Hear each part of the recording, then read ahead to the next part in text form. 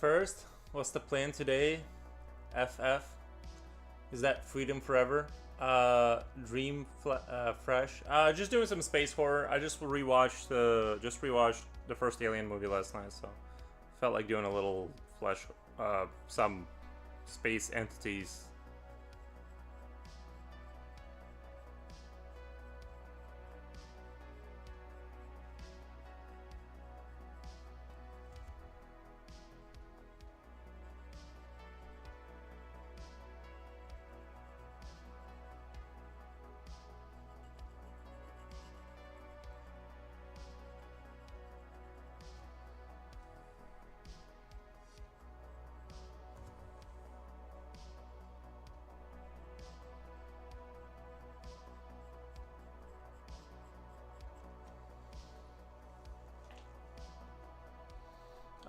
Dooney, hey.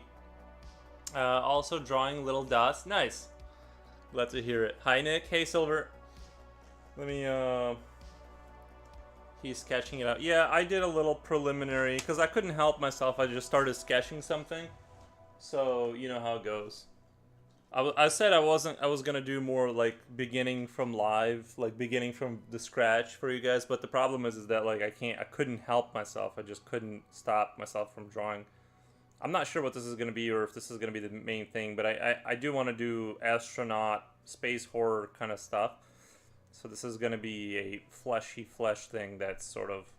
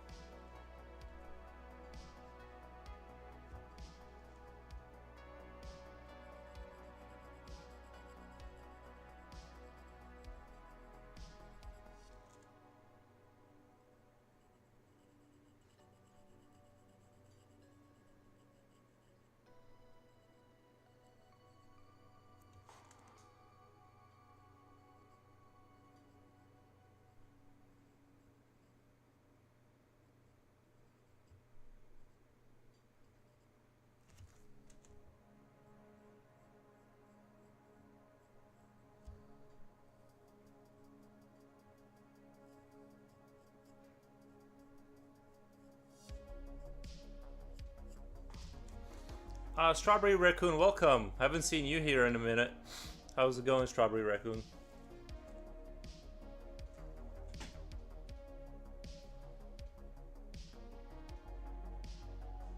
Were you the one making a video game, Strawberry Raccoon? I forgot. I haven't talked to you in a while. I can't remember if you were the one trying to make a video game. You could sell your great drawings to Silicon Valley millionaires. They'd pay a lot of money, I bet. Oh, like the creepy space. I bet Mark Zuckerberg, I bet he would like eldritch sort of flesh horror secretly. Like he probably has a room dedicated just to that, and he goes in there and like just kind of he takes off he goes in there and he takes off the fake skin and just oozes like gross pus because he's an alien. Like, I mean, we all kind of know it's true, right? Rini Ren, welcome, man.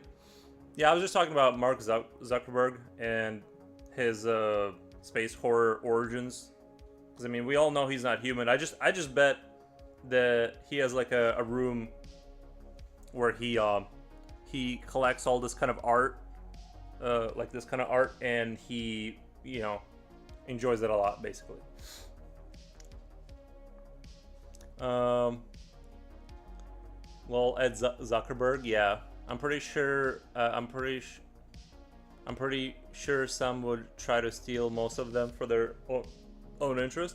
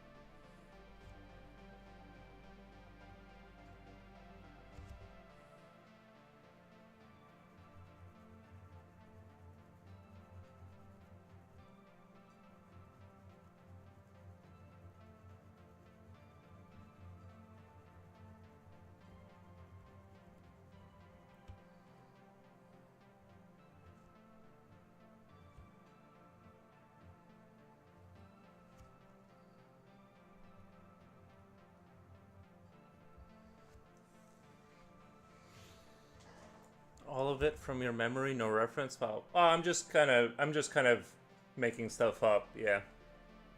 This kind of stuff, this kind of sketchy kind of like creature stuff is pretty easy, I feel like, because there's not really anything saying that it's not like that, right?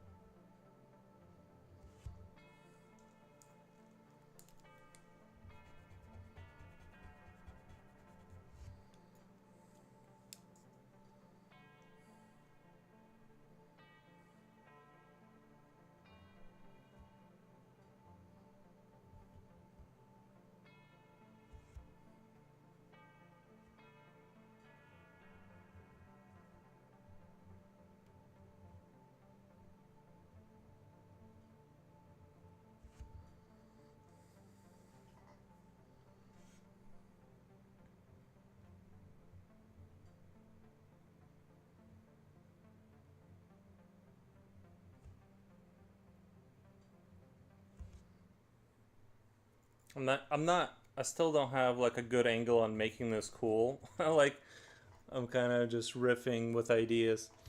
We'll return later. Nice, man. One still has to have years of training to do that to make it seem easy. Yeah. Yeah, it does. It does. Years of training does help.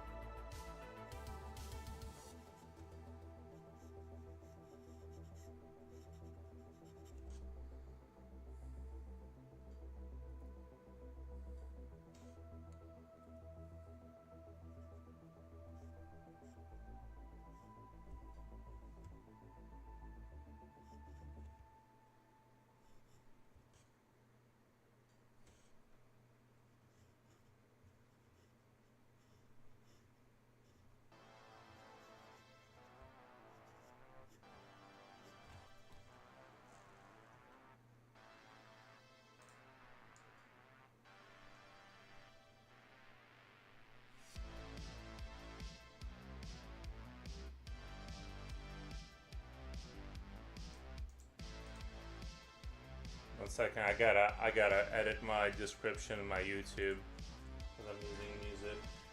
I'm using this music. Sorry guys.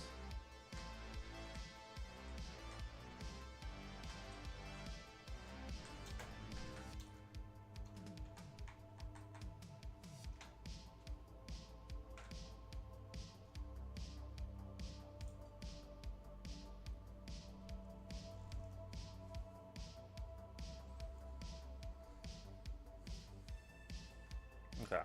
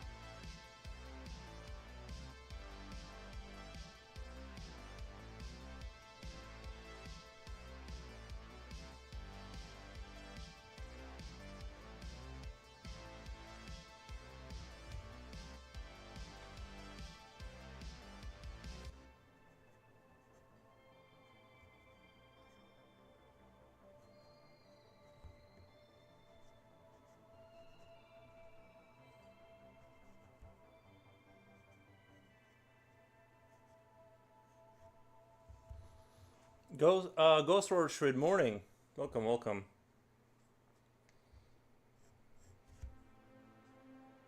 I can't believe how fast time moved on. Like I woke up pretty early and then like I took care of some things and I was already almost 11. I just wish time would like move slower in the morning so I could get like more stuff done like at a casual pace. I hate getting stuff done at not a casual pace.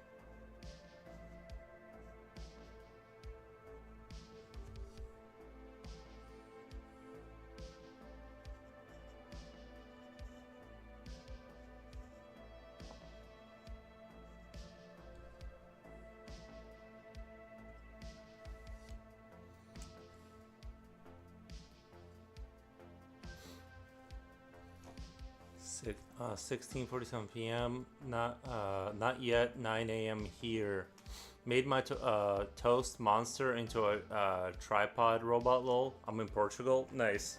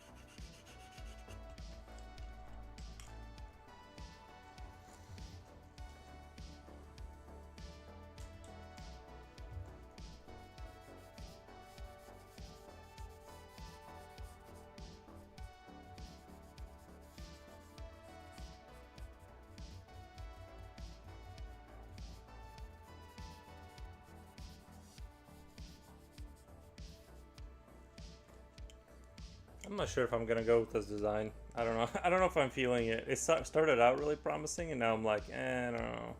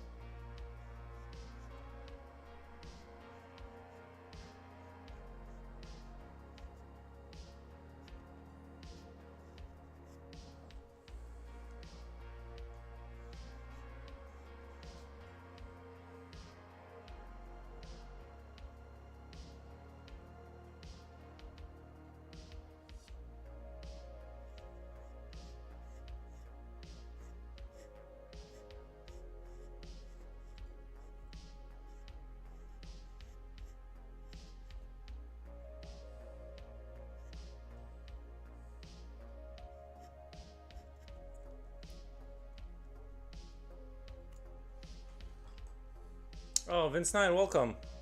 Sorry, I'm in struggle. I'm in deep struggle right now. Trying to figure out this, trying to like kind of draw my way out of a bad design, kind of.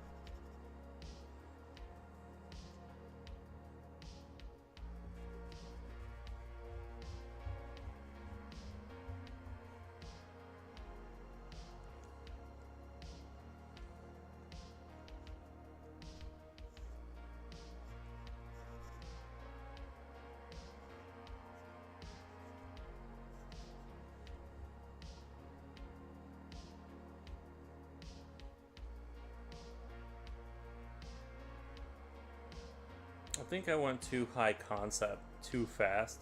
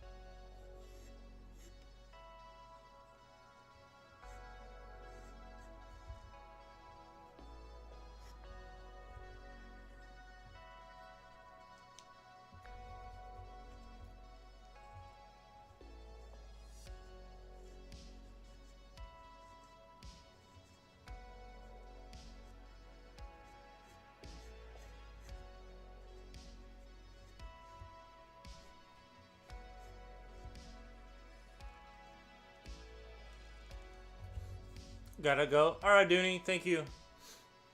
How's the art? I'm trying. I'm trying. I think the design is sort of in flux, and I didn't do such a. I went too high concept, I think. I'm struggling. I'm like trying to pull it. I'm trying to like.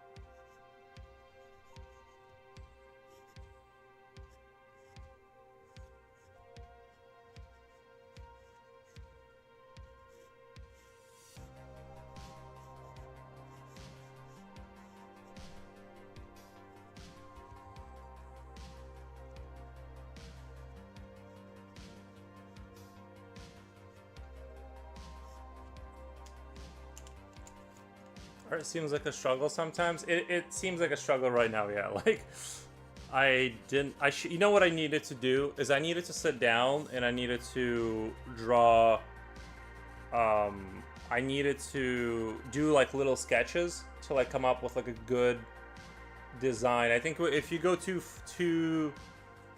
I think I went too, like, into... Like, I was convinced I had, like, a good idea, like, from a get-go, or that it would all come together.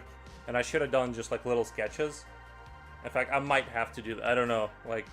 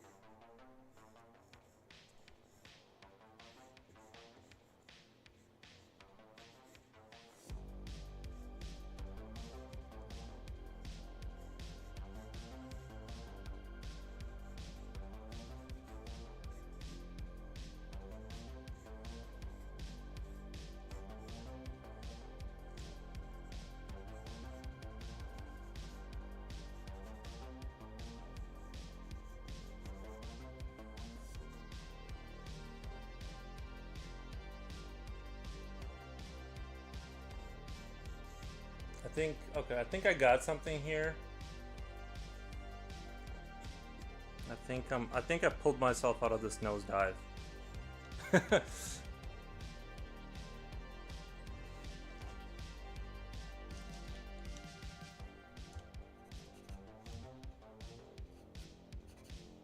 I think I can work with this design as far as space horror.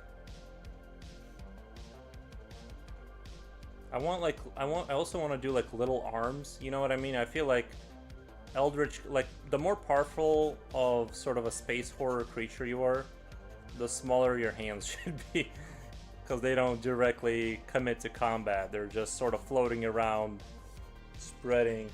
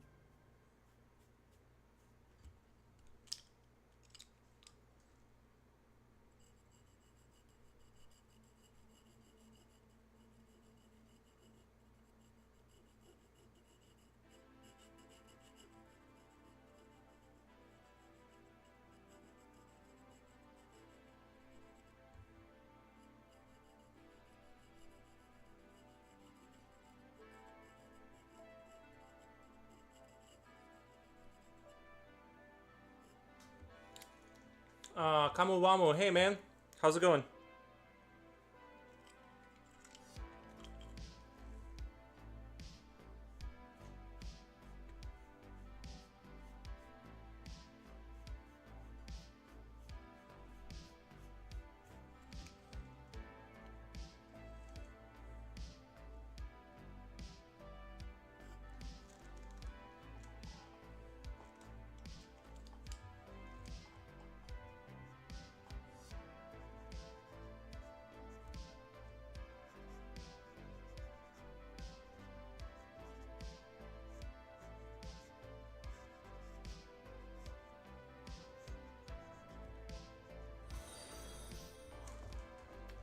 John Bull, thank you for the follow, man.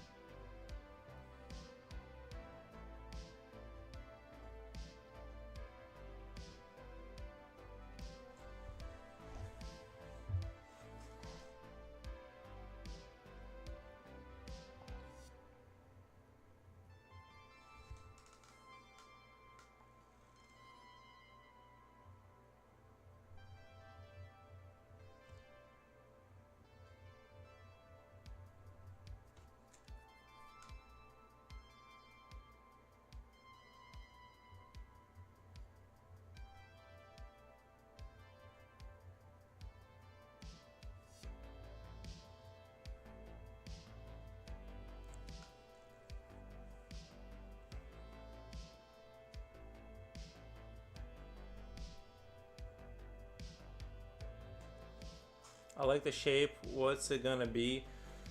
See, that's the thing, is that I'm not sure. It's just gonna be like this floating kind of cosmic horror or whatever.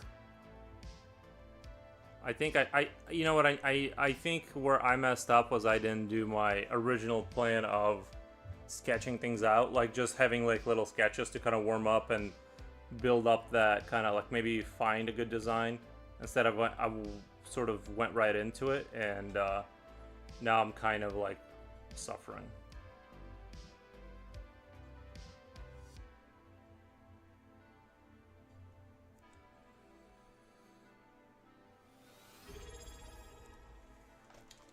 Thank you, man.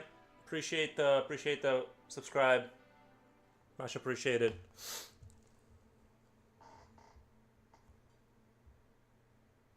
And I promised myself I would do like little sketches like this yesterday. I promised myself I would just do like more like, sorry, the tape is winning. That I would do like this kind of stuff first, like the little ones to kind of get going, and then it's like it helps. But man, like I kind of came out swinging kind of cold, and now I'm like trying to pull it back together with the design and stuff.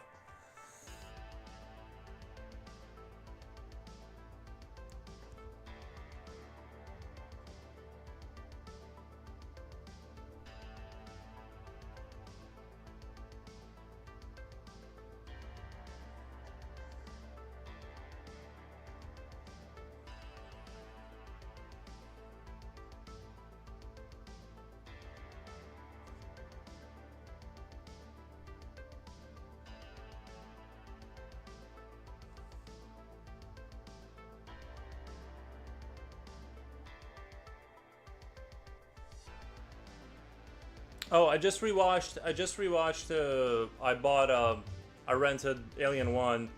I didn't want to do it for free. Like I knew I could like find a way to watch it for free, but I ended up just like finding like I went on YouTube and I paid $4, and I rewatched Alien One. I'm probably gonna rewatch it again later tonight because it's a rental. You gotta squeeze out all the Alien you can out of it. No problem, man. I really like your art and seem like you're a chill guy.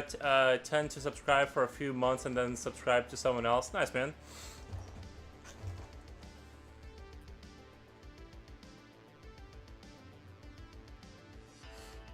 That's much appreciated.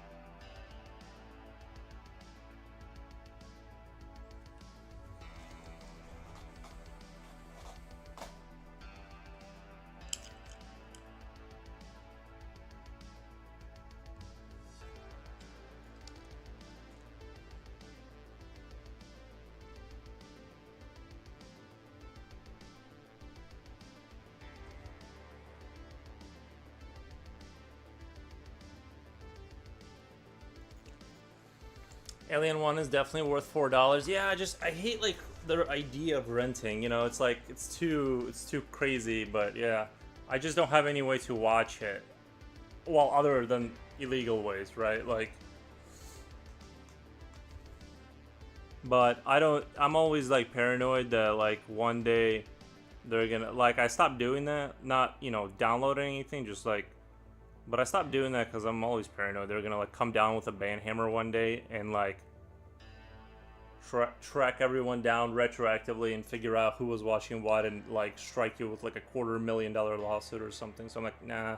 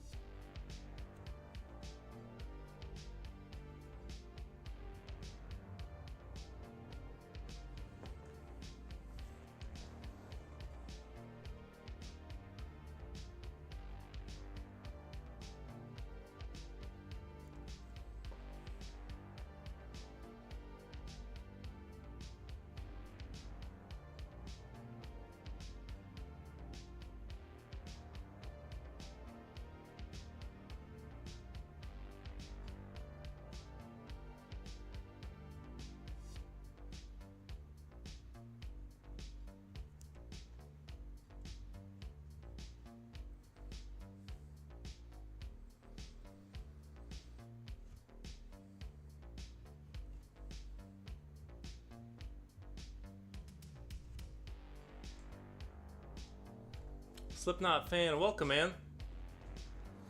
You can probably buy the DVD for $1, but I get that DVDs are inconvenient compared to digital. I have a small collection of 80s, 90s anime films on DVD simply because there's no digital service that provides them unless I want to go on the dodgy streaming sites. Yeah, exactly.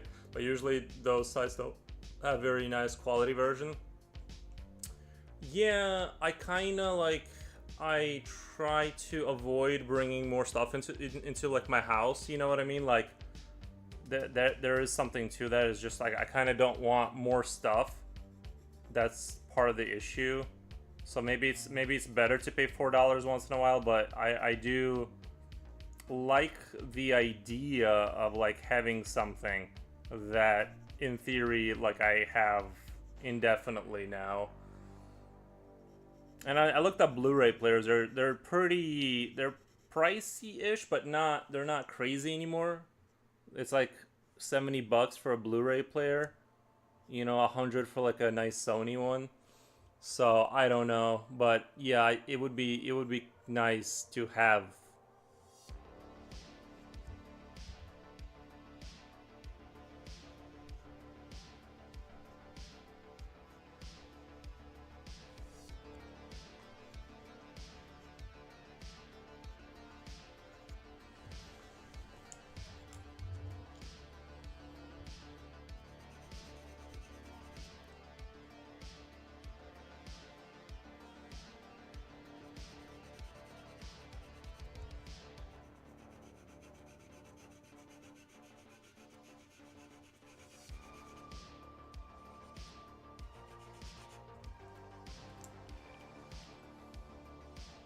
But yeah, I definitely would like to own the Alien. You know what? You know what I'm gonna do though. I am gonna rewatch all the films like one day at a time. Like I'm gonna rewatch Alien 1 again tonight.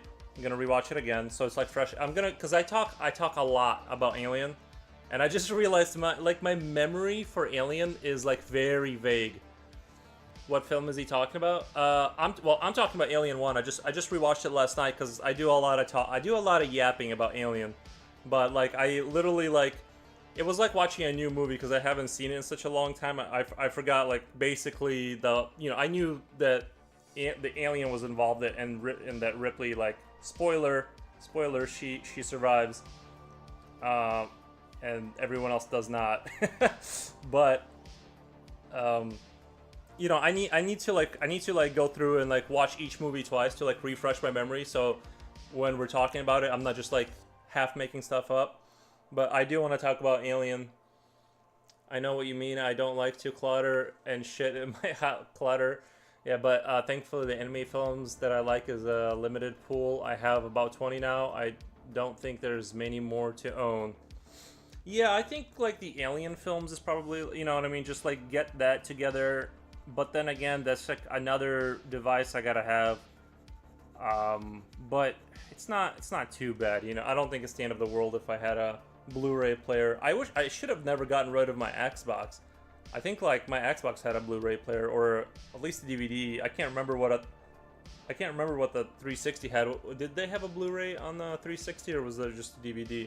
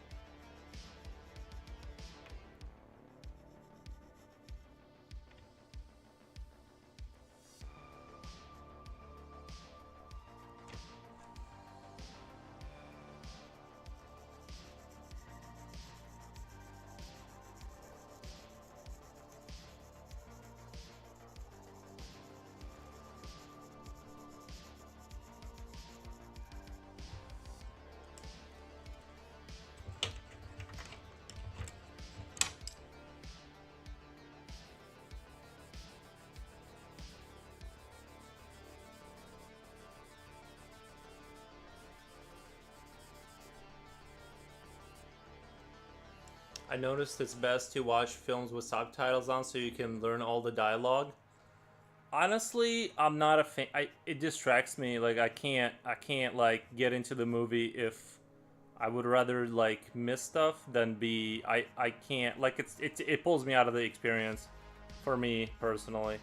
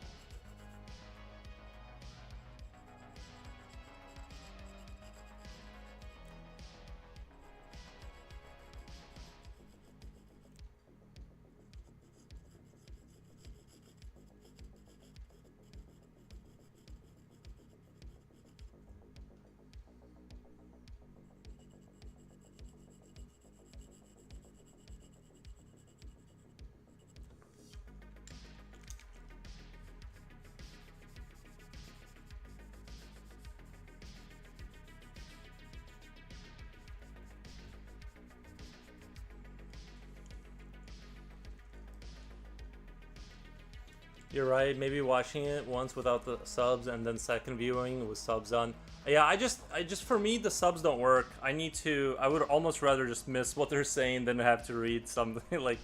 It's too. It's not. You know.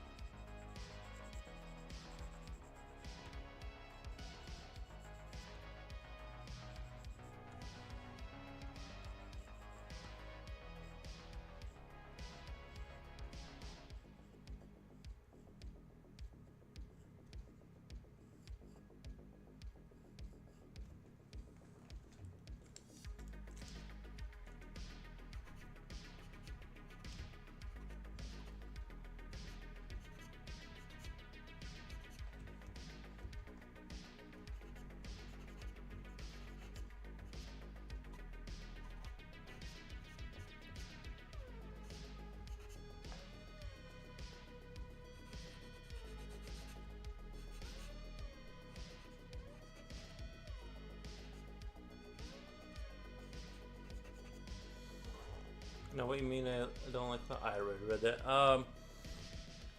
Have you seen Dracula Untold? No, no, I have not seen that.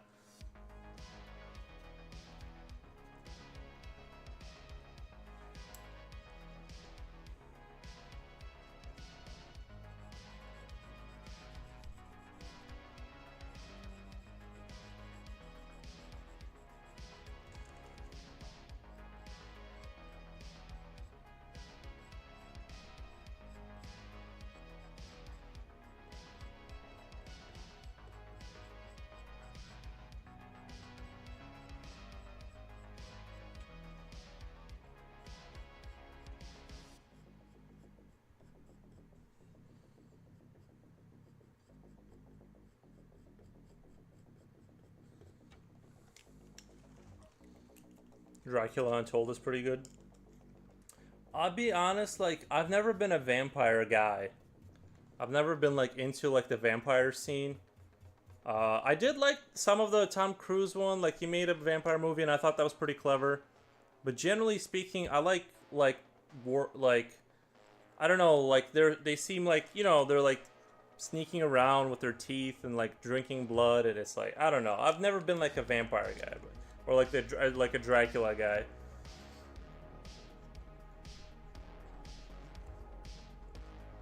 I don't know why I like built up a bias against like vampiric kind of characters, but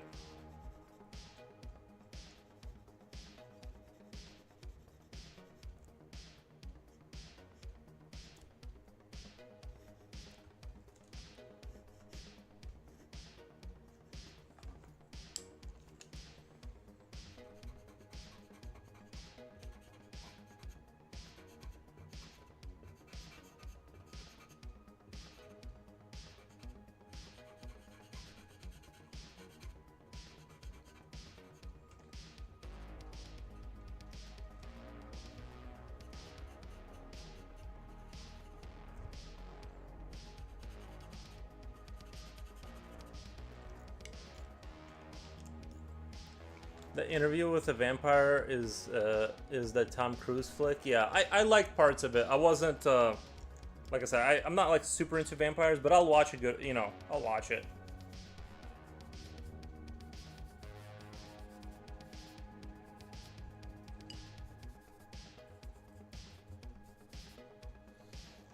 Vampires have become a cultural parody of itself, but yeah, Interview with a Vampire and the original Dracula book are great stories.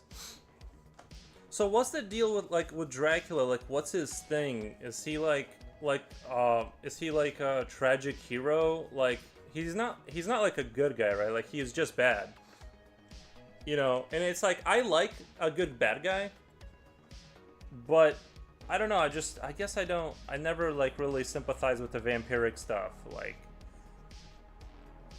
it doesn't get me going.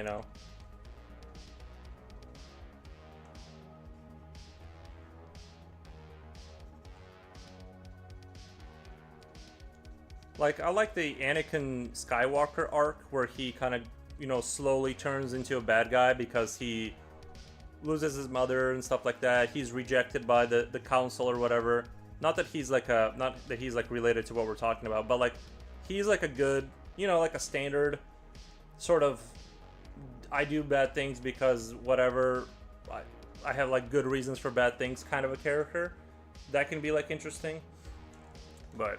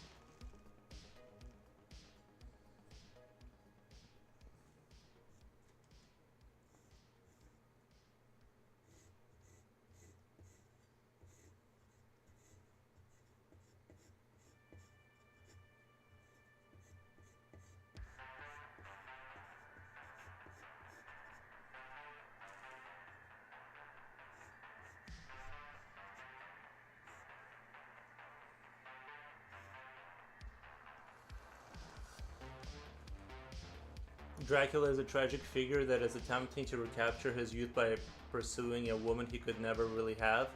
It's about the idealization of love as opposed to a realistic relationship. Oh, well, there you go. Okay, I didn't know that. I thought it was just like something that came out of Eastern Europe from what's that guy? Who was the guy who like had a war and he like when the armies were coming up, they took a bunch of human bodies. This was like in Eastern Europe somewhere. I forget his name, but like I guess Dracula was like based on him, and they took like human bodies and put them on pikes, and like the initial army that like came out to like invade, they like Vlad the Impaler in Hungary. Yeah. Yeah, like, I thought it was based on that, and then it just sort of evolved into, like, this other thing.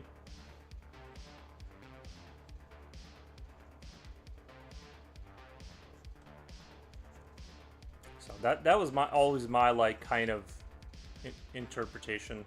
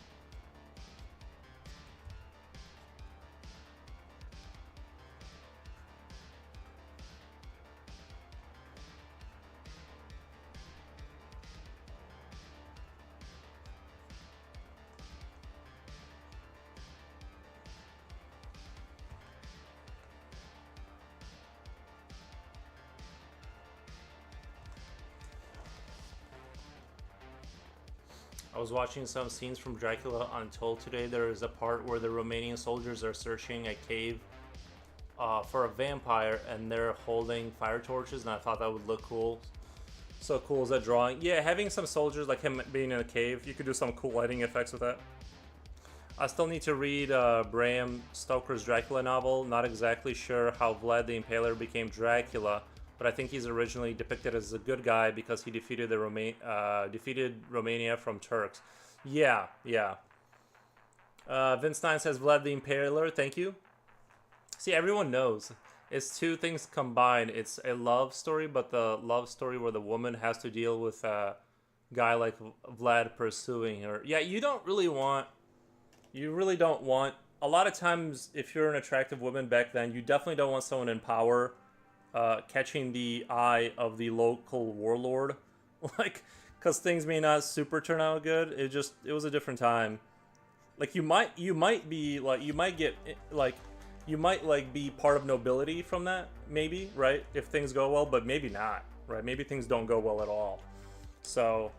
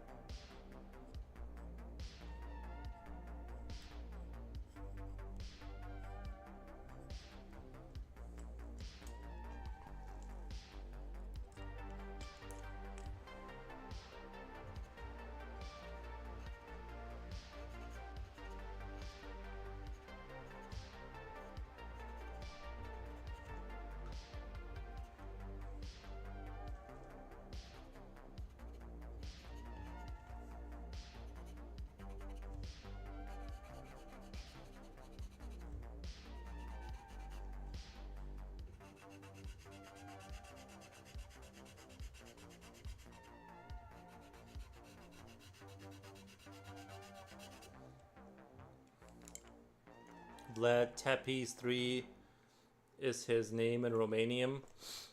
Pronounced Vlad Tepish. The third, Tepish means impaler. Damn. Imagine having that be like your call sign. Like, that's what you're known for. I mean, look, it worked, right? Like, I get it. Like, it's you got to do what you got to do, right?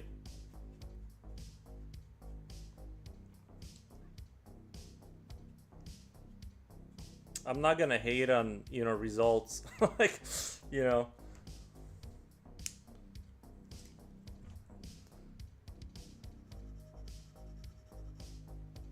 just things were different back then, I guess.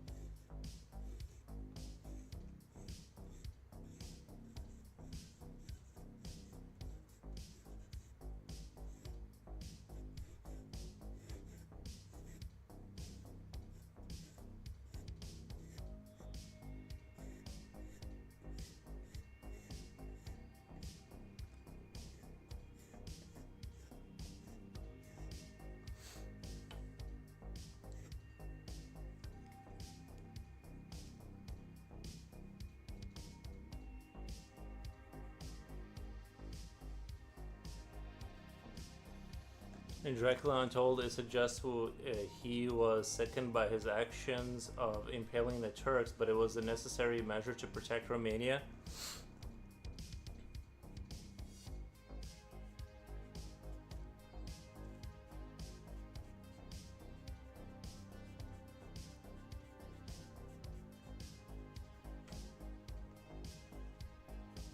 It probably wasn't like it sounds like it wasn't common back then either. You know what I mean? Like I feel like if the soldiers that like saw that and walked away from that situation thought it was shocking, it seems like then that wasn't he did something that was sort of outside the norm for even back then.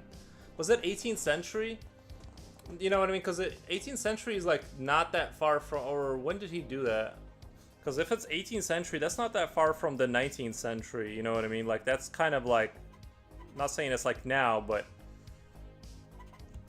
there was already like established rules as to like what you don't do. I'm assuming, he took no pleasure from it.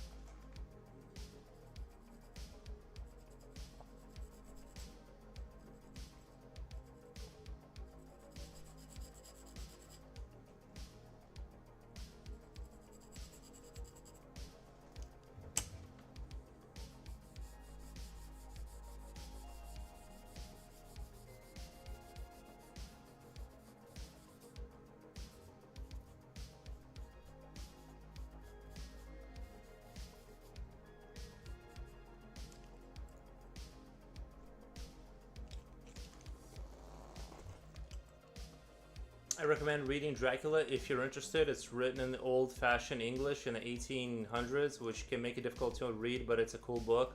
It's one of the first books that started the horror genre. Vlad the Impaler fought the Ottomans primarily from 1461 to and 1462. Vlad was 15th century. Kamuwamu says Vlad was 15th century. There's a good docu drama on Netflix called Rise of Ottomans. The second series describes Mehmed II trials against Vlad. My guess was around 1450, but I was really close. I didn't realize there were so many people passionate about Vlad the Impaler. I'm getting like a lot of people giving me dropping knowledge on Vlad the Impaler. I knew about him like passively, but I was never, you know what I mean? I didn't know about Vlad the Impaler that much. I just thought he had some. I just thought that sort of was the origins of the Graf Dracula.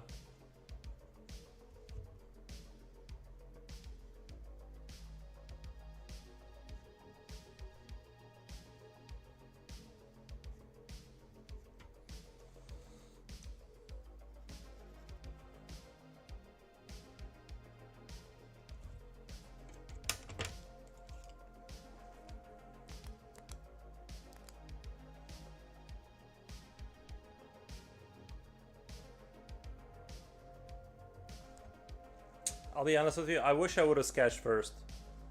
I think this thing is going to turn out pretty cool, but I wish I would have sketched first and farmed some ideas. I don't know why I was so confident that I could just cold start like that and just come up with something genius, but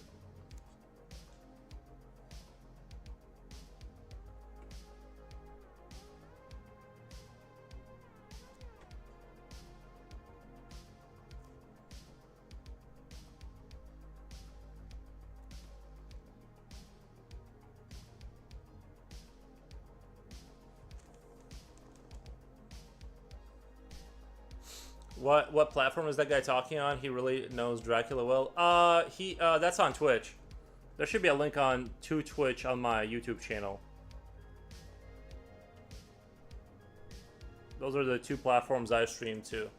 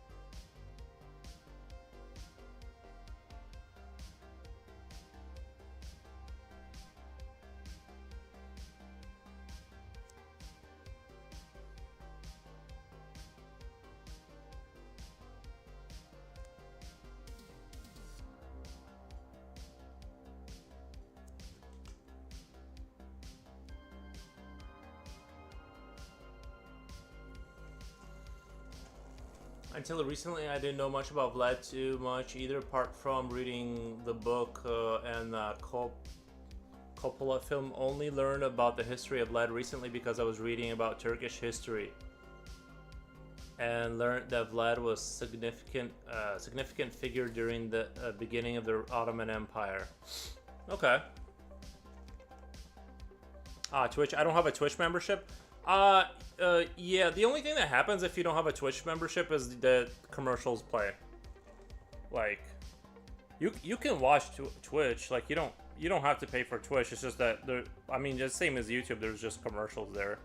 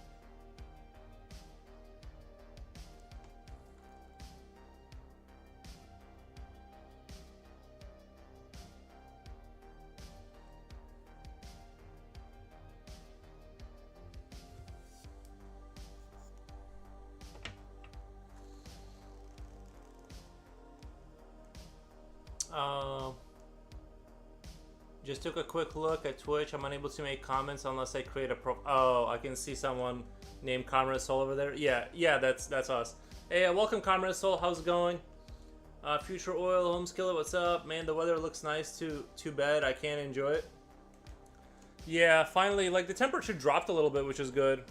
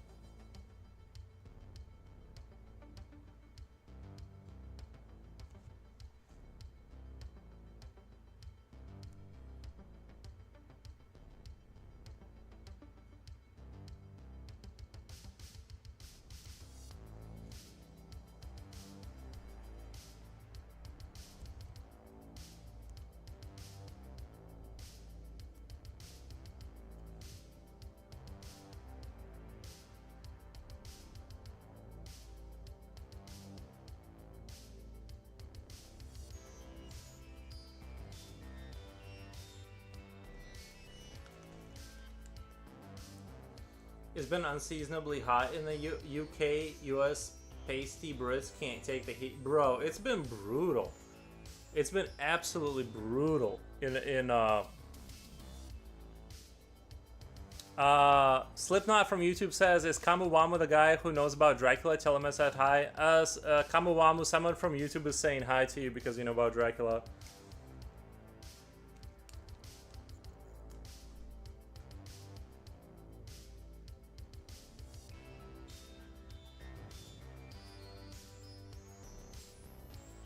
But yeah, it's been absolutely nightmarish in America with regards to the heat.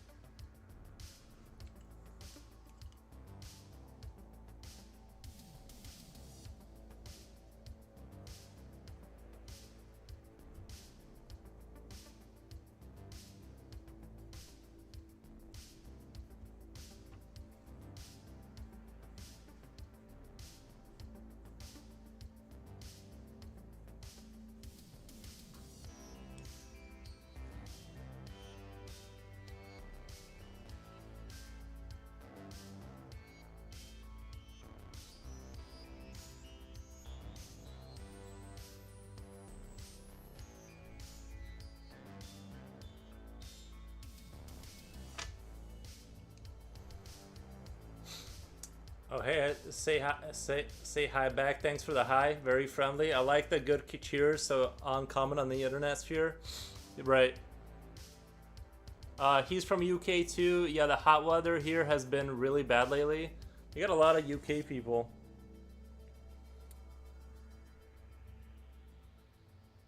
I do think UK is like in second place on analytics. I haven't checked on analytics in a little bit, but I'm pretty sure it's like US and then UK.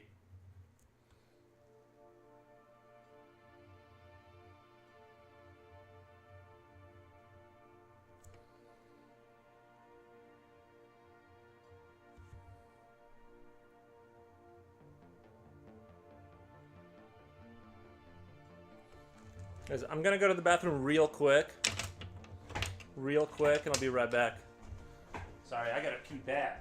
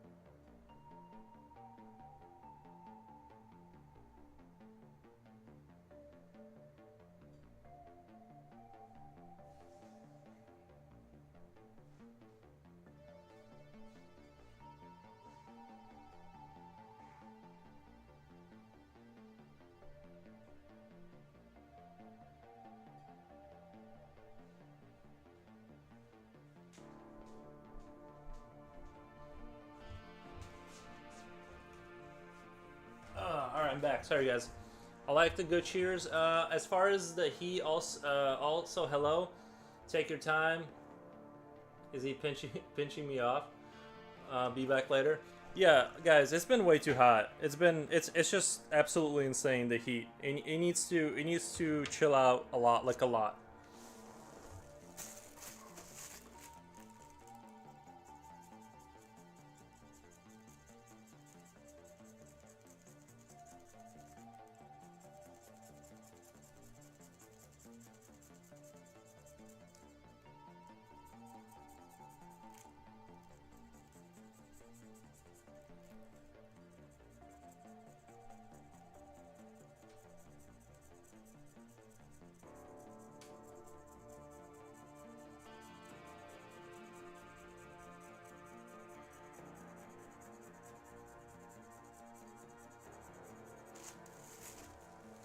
Big mood.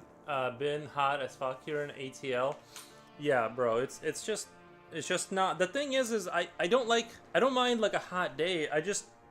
It's just that it got hot and it stayed hot. Like it just won't stop being hot. Except well, today's like fairly reason. Like today is like 22 Celsius. I'm like, okay, this is okay. I just don't like when it's like 33, 34 Celsius every day for like 2 months, like just straight.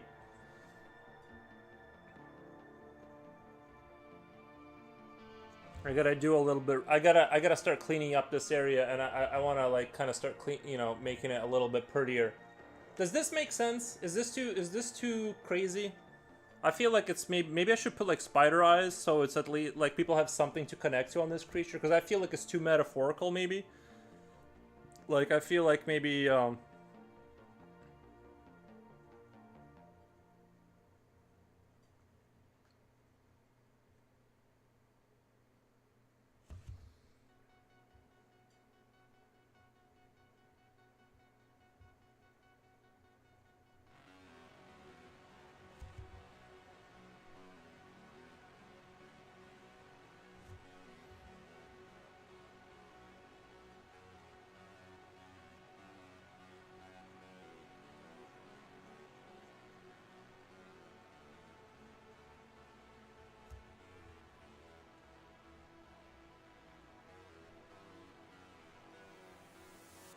I feel like there's not enough connection to anything on this creature. I need to add some nostrils or like something.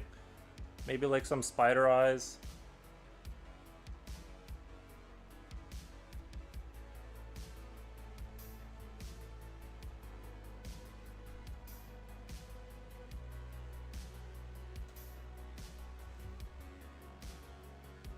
I feel like if things are too metaphorical and people have nothing to connect to on a creature, like, and don't get me wrong, I think like it needs to have something that people have, like, they know, they can kind of get. Okay, it's like that's like a head or something, you know.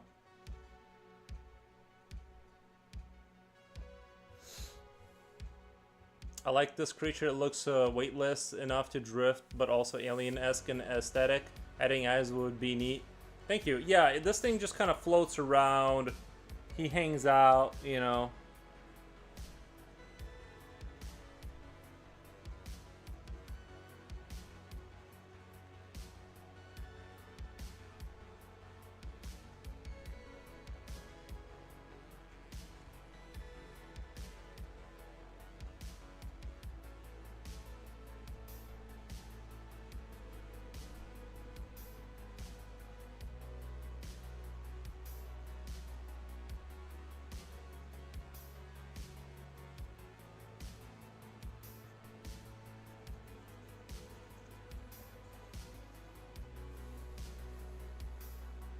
I don't mind a hot day, but I draw the line where I'm still concerned I might get a pressure sore between the balls and thigh eve after multiple showers. You know, the thing about it being really hot too, like my dog gets heat rashes every summer, and that's what I'm worried about. Is like, yeah, like I had to. Okay, so I have a story, right? I used to feed my dog food, right? Perfectly normal, right? And then he started getting heat rashes, and I'm like, oh, I guess he's getting older, so he's like more susceptible to just having health issues. So, you know, I ran the AC, and that helped, you know, more. Like the colder it was in the house, it seemed to help. But then like I started kind of like playing around with a carnivore diet and just like eating meat, and I'm like, why don't I saw like some benefits, and like I switched my dog to just giving him red meat, and it fixed all the issues. He didn't get, like, no matter how hot it got, he never got like heat rashes on his body. And I'm like, it kind of makes sense that a dog would like be better off like eating just meat, even though it's comedically expensive to, even if you're just doing minced meat, right? But yeah, and then this summer I went back. I tried putting back in like that wet dog food that you buy in cans, and the heat rash came back. So right now we're back down. We're back to just like red meat and milk, and I give him a little bit of milk. He seems to love that stuff. I hate milk myself. That's a really cool deleted scene. There's a really cool deleted scene from Dracula Untold where he meets the famous Russian witch named Baba Yaga. Is it really? Is Dracula Untold like the newer Hollywood one where it's like? Cause I know they made like a newer Dracula film where it actually had like the armies maybe. Oh, Kamawamu is from UK too. Oh wait, did I miss? I think I missed that comment. Looks like one of the crabs from Half-Life, but more mutated. I can see that. It's definitely like this is definitely like it could be kind of related to the, like, if you look at like Half-Life, like when you meet the actual aliens, not the Combine faction, but like the aliens that control them. There's definitely some, like, those aliens kind of, you could say like this could be a part of that faction. Or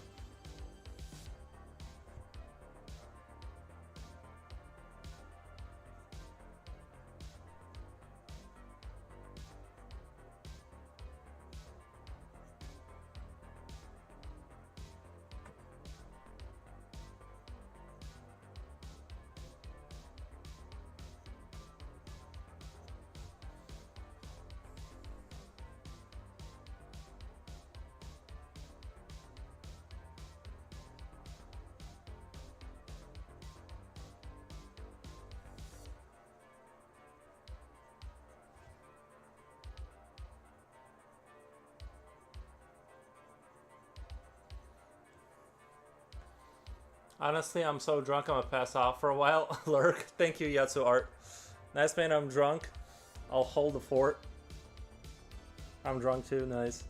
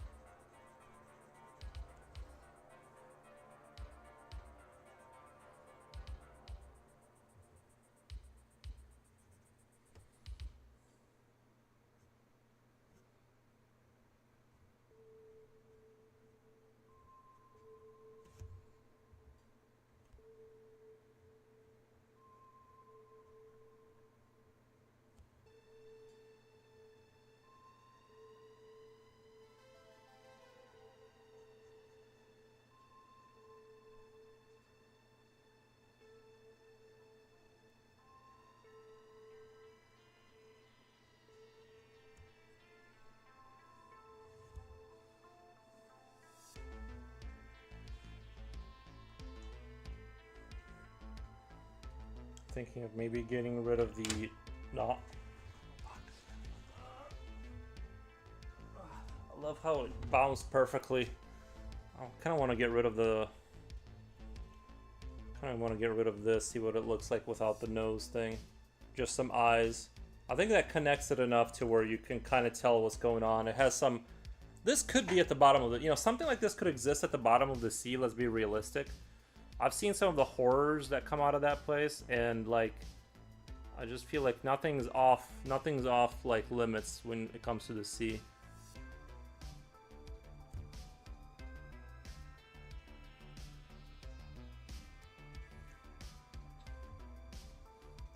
Dracula Untold 2014 came out 11 years ago. Have you watched the film Abyss? No, I have not. Is it like kind of like this? Kind of like what? Does it have creatures like this?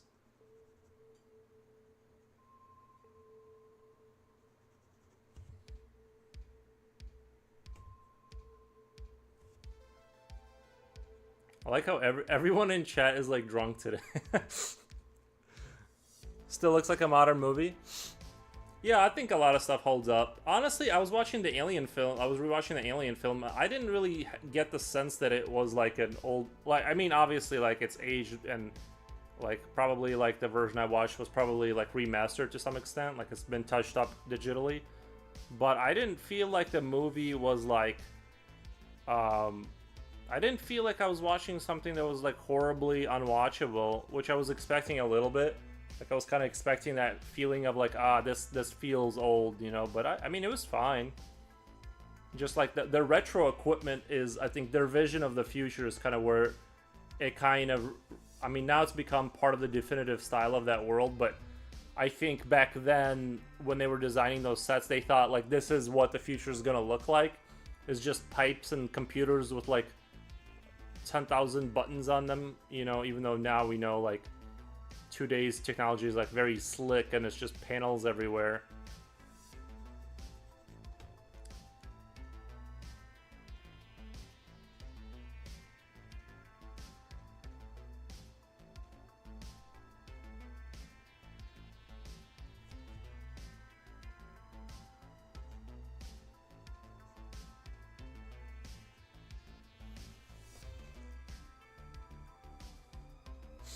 I don't know you, but limited experience I have of your personality, I think you might like The Abyss. Is it like the Alien movies? Is it like...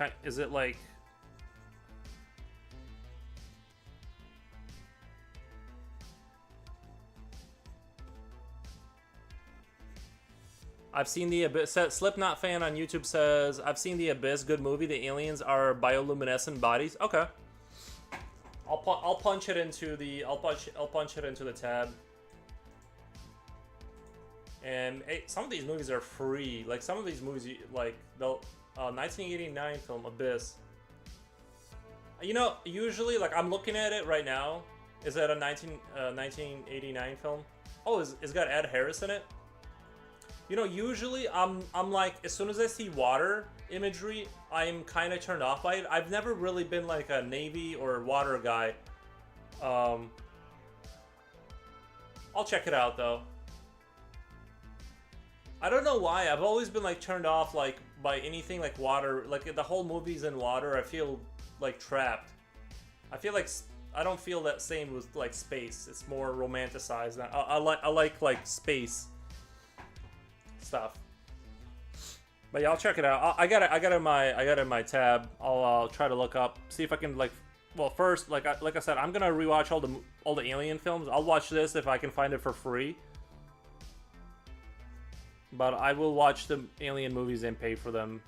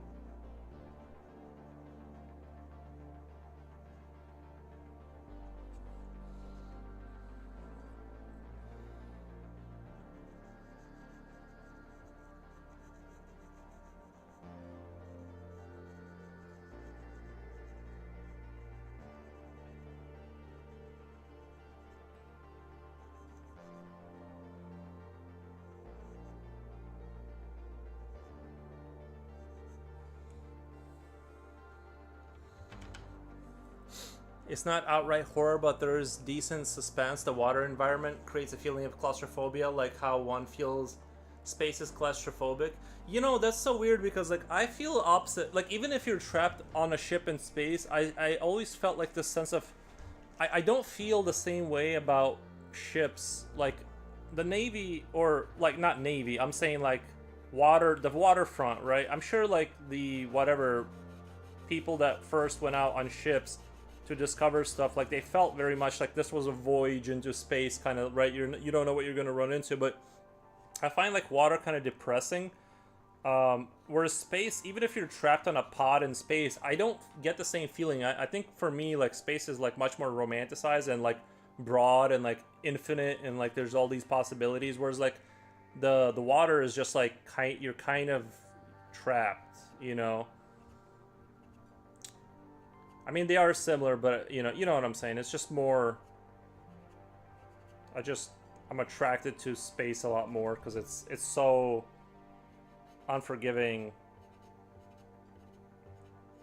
Because with water, I feel like we already know what's going on, but you can't leave. Like, that's the feeling I get from like water stuff.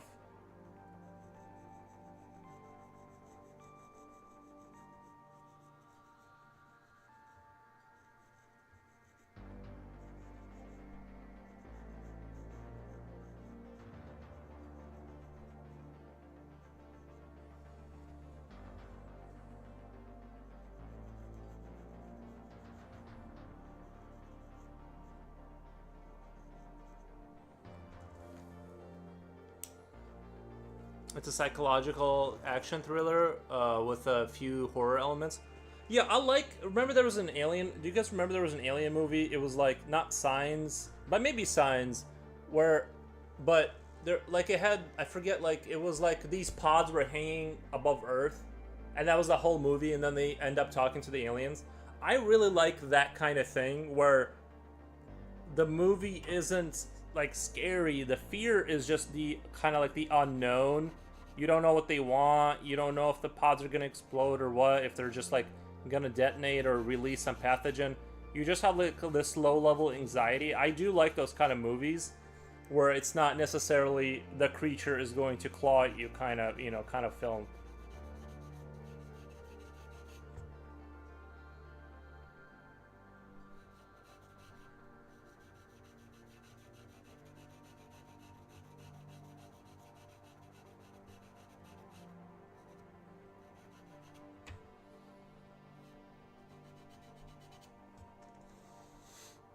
Arrival. Yeah. Arrival. I don't remember it super clearly, but I remember being like into it. I'm like, this is cool that it's a different take on like the alien thing. It's not there's not an armada blasting New York into smithereens. It's just more like yo, like this is a problem. We're not sure what the problem is, but we can't leave it alone, right? Like it's bad. So like those kind of movies I like too. I get the sense like this movie is like more like that movie. Oh my god. I do you guys remember that movie? It had the four women.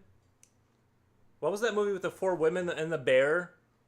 Annihilation. Oh my god, maybe it's Annihilation with Natalie Portman. Yes, I love that movie. Especially the end, like as it gets toward the end of the movie, I genuinely like really enjoyed that movie. It was like the first like movie I've seen in a while where I'm like, huh, that was really good. Our Arrival is cool. Yeah, I liked Arrival. But yeah, the Natalie Portman one, uh, I need to see that. Yeah, I would highly recommend you see that. The Natalie Portman one. I'm a huge fan of that movie. The ending, the ending is like once gets towards the end, it gets really scary. Like, and I'm not easily scared. I'm a big boy. No, I'm just kidding. But yeah, I was like, this is uncomfortable. Like it really, the movie knows how to get your sort of internal fear kind of going. So,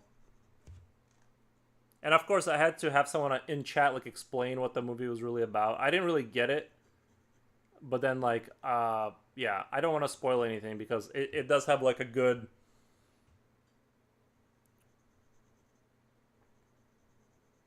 But I kind of feel like encounters with aliens might kind of go like that, where we can't even like not so much that they're gonna be like violent, but we won't even be able to like really understand them.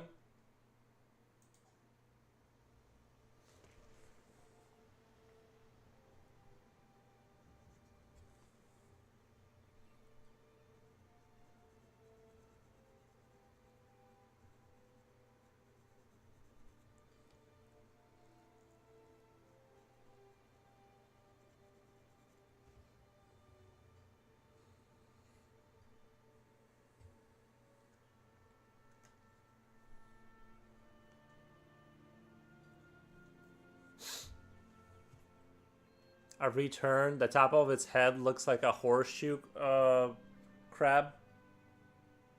You spelled crap, but I think you meant crab.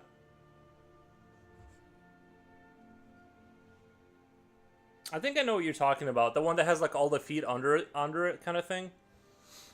I think, yeah, I think I get what you mean. You say peace feels infinite. Space has infinite possibilities. I agree with that feeling, but I think if it was in a spaceship voyage, there's no way to escape. I reckon it might be the same feeling as being deep under the sea. I think sci-fi has done a really great job of making space feels infinite possibilities, like hopeful place, but in reality, it's deadly claustrophobic space. Right.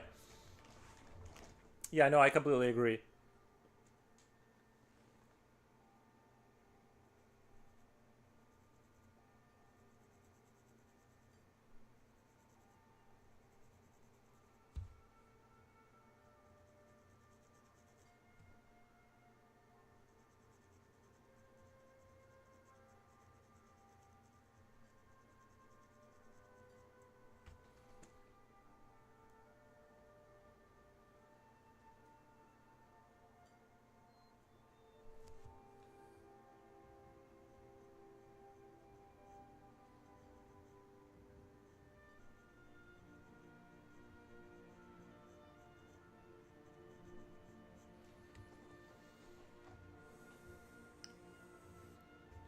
Molded flesh. Yeah.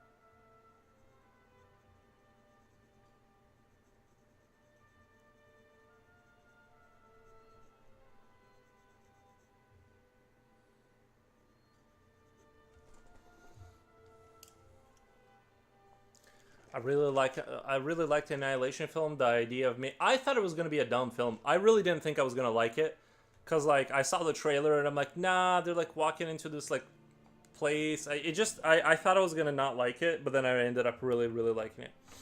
There was a few moments though that they could have avoided a lot of unnecessary like, I don't want to give anything away, but like there was some moments where it's like, yo, maybe like don't put your rifle down randomly somewhere and like lose it. Like I'm like, you guys should. I don't know. They did a lot of their own kind of. They could have prevented some stuff from happening. I heard Underwater 2020 is a pretty good movie. Nice. I really like the Annihilation film. The idea of making a film where humans merge into plants, and for that concept not be a hippie utopia, but actually horrifying, amazing idea.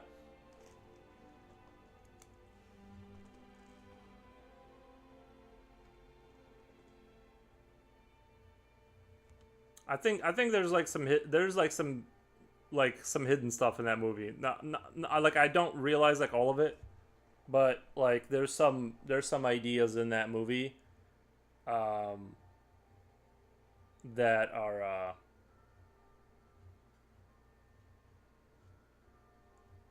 that like I think there's like more to that movie than like what's initially. I'm just not smart enough, or like I don't have enough patience to like rewatch it 3 times. But yeah, you're right. Like there's some interest. Like I just don't want to talk about it too much because I don't want to ruin it for people. But or maybe I should. Like, do you guys care? Should I just talk about it?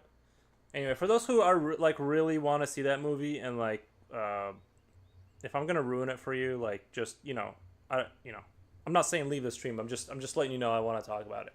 Like okay, so I'm gonna talk about it, right? So spoiler alert, like when she's at the end of the like sort of her journey, like towards the end of the movie, the dude like she like fights the creature that's like a humanoid, and then like it like copies her movements. So I'm like, there's something with that.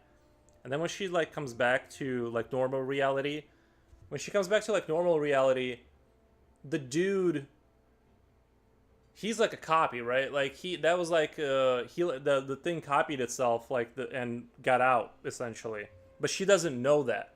Like basically in the beginning of the movie, the dude that comes and talks to her, and that is the alien, right?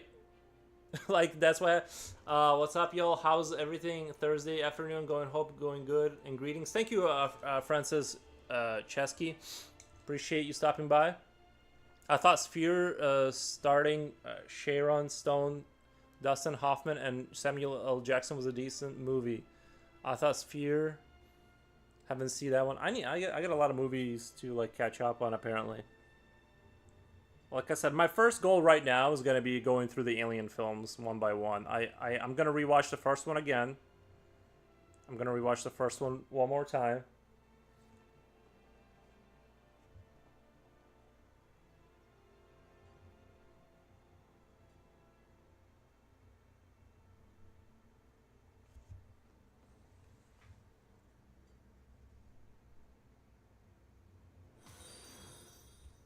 Thank you for the follow, the real Bergminator, Bearminator. Thank you for the follow, man. Sphere was good, nice.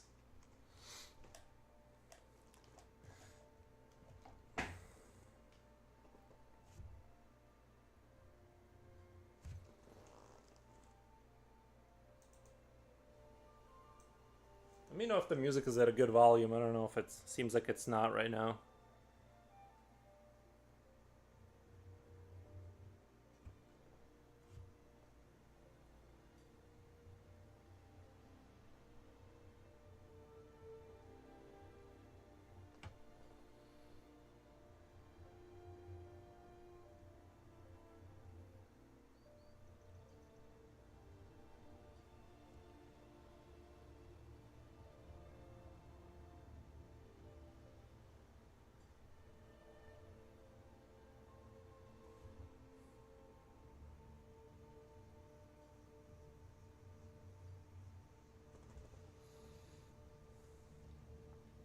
You're getting lots of follows on Twitch. I probably would get more if I just didn't draw like weird, super weird stuff like this. I think this is like too, I don't know, you know what I mean? It's like probably, I'm pushing the limits of what like, I do definitely like dabble with like the weirder stuff, so it's, but yeah, Twitch has been popping off pretty good lately. There's been some decent growth. It might overtake YouTube as far as like the followers, but I've said that before, and then like I'll have like growth on one platform, and then the other stops growing, and then the other one starts growing, and you know it's just like you can never like really predict.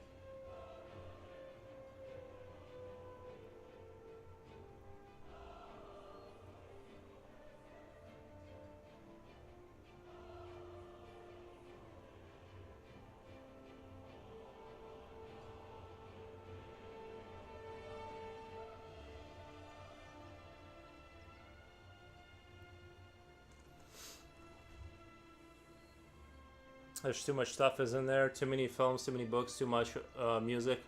One has to be really selective about what to choose to experience crazy. The music volume seems fine. Okay, I turned it up a little bit.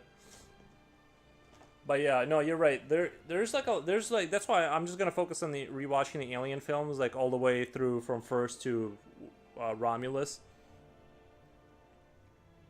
I'm really interested in doing that right now. So then we'll see where I want to expand from there.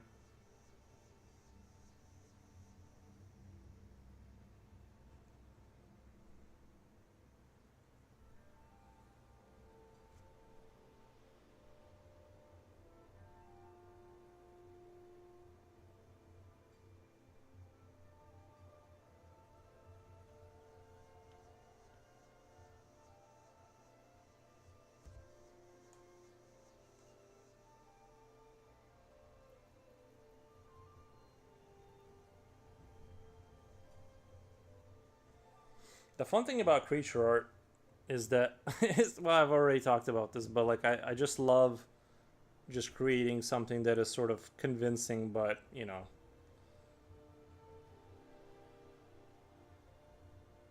isn't real.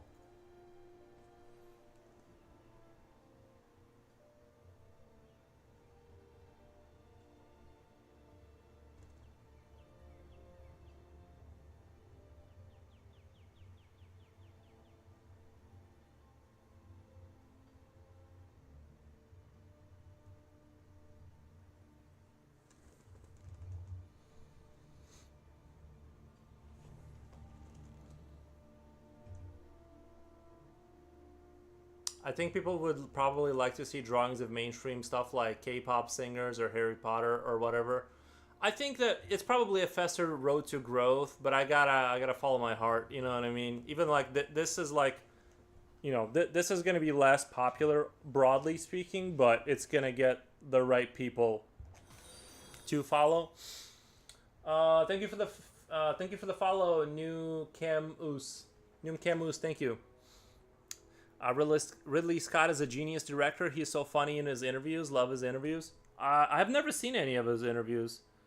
Honestly, I never watch the only interview. The only interview. This isn't even really an interview, but Half-Life 2 has a mode where you can play through the game, and then when you come across like these question marks, and you can hear the developers like thoughts on level design. That's the closest I've ever come to like listening to something like an interview.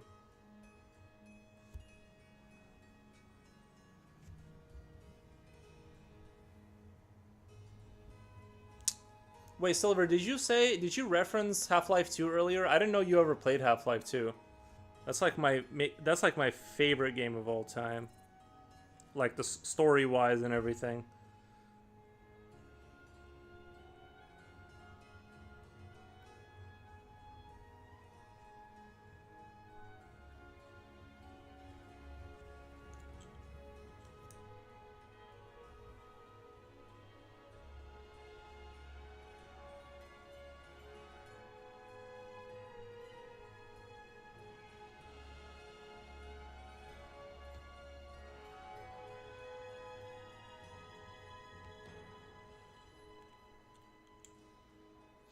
I listen to director commentaries on Blu-rays and DVDs.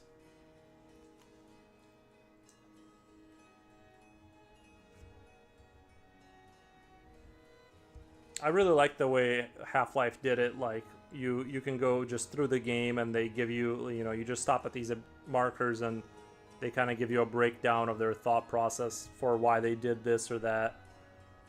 So yeah, is it because they're like Half-Life is obviously like a legendary kind of like series, and I think to me too it spoke because like the at least like the well I mean the whole thing takes place in Eastern Europe, but I think because like I don't know if you guys have played Half-Life Alyx and Half-Life 2, but it's like it's very like Eastern European, right? Like you see like these 9-story like commie block buildings, and it's like very like it looks just like Belarus. It's like eerie how it's like I'm like this game was made for me. Like they made it about me.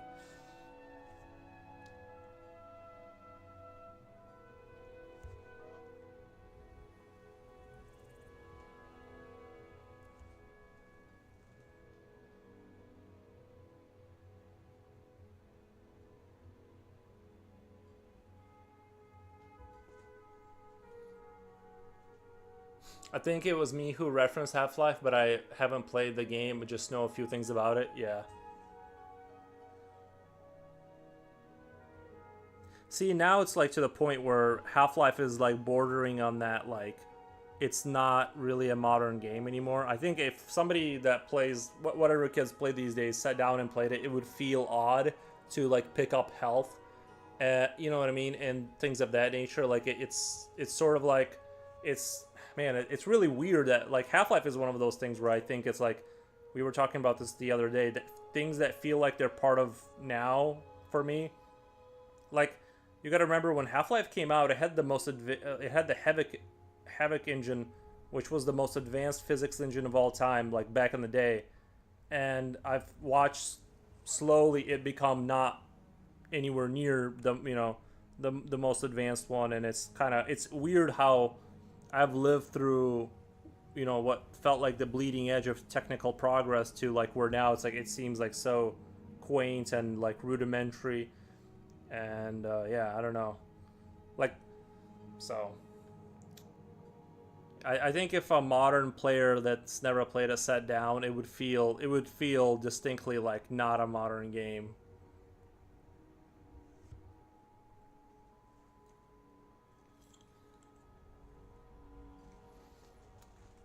Uh, one thing I realized that one good reason to get the Alien DVD is because the director Ridley Scott does an informative and funny commentary. Um, uh, but if I order, because I saw a 24, like I saw like basically all the movies for like $24 earlier today. I was checking it out on the internet.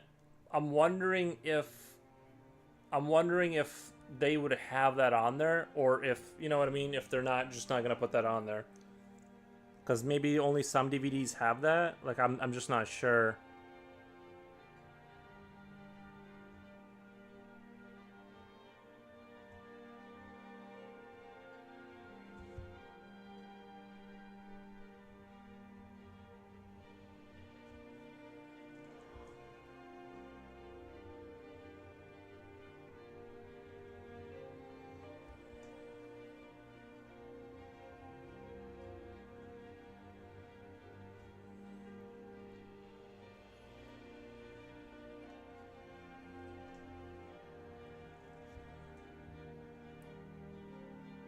I'm starting to like where this design is going. I just wanted something really weird, you know. I just wanted something that like felt like it could be biologically true, but not do typical creature design. I wanted like a floater kind of like. Blu-ray doesn't generally have commentaries. DVDs have a lot of commentaries because they were trying to convince buyers to replace their VHS versions. That's a good idea.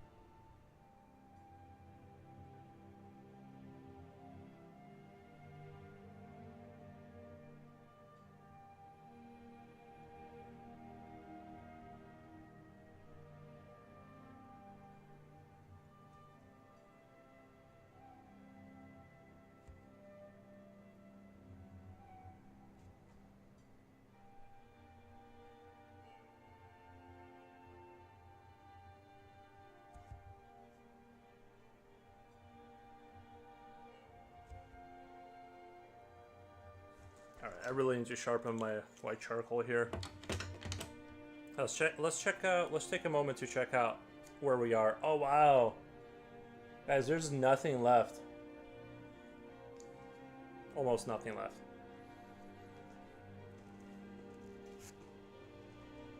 I just need to sharpen that up. I need to do some little details.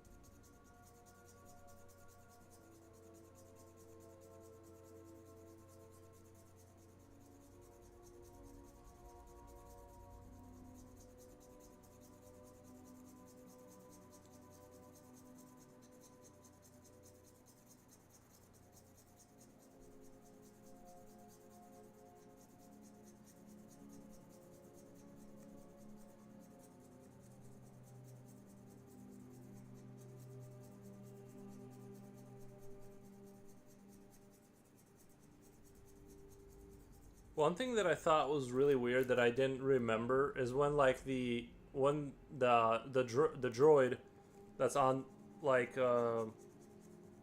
that's on the on Romulus, right? No, not Romulus. I forgot the name of the ship in Alien One. I just saw it on.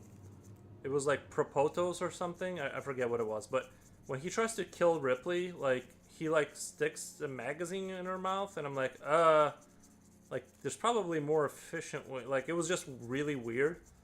I want to hear why Ripley like made that decision to do that. But yeah, it's fun to like watch the movie the second time when you realize that the guy's well, I already knew he was a droid or whatever. I just didn't remember the context of the whole thing. And when you watch him make the decisions he's making, it makes perfect sense that he's just there to like bait them to get the alien. 70s logic, yeah. That was a little bit weird. I had to clutch my pearls on that one a little bit, but it was weird too. Or yeah, like rewatching the movie with like knowing the context of his mission, that he's just there to like kind of let them get infected so they can like get the creature back and stuff like that.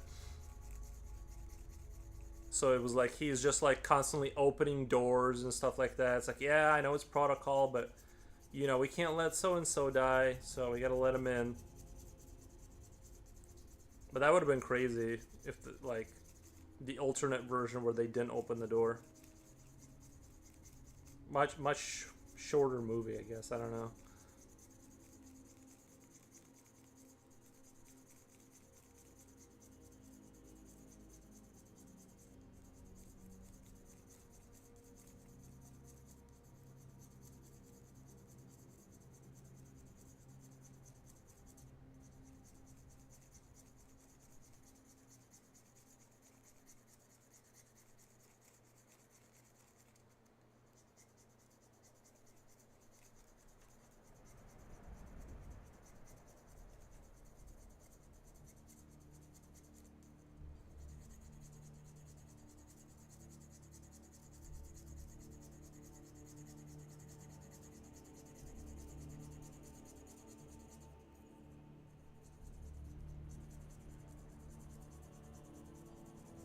But they did a great job when his head gets sort of decapitated. Like all of that, like costume design, like whatever they did, all of that was like done on such a good level, especially for back then.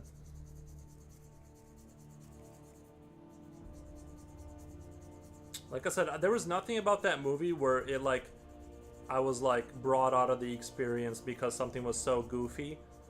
It was all like very well done, I thought.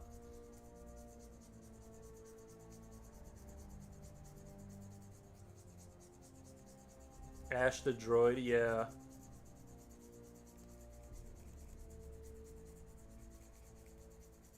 I'm like, this guy doesn't, he's not like when it puts all the droids into question.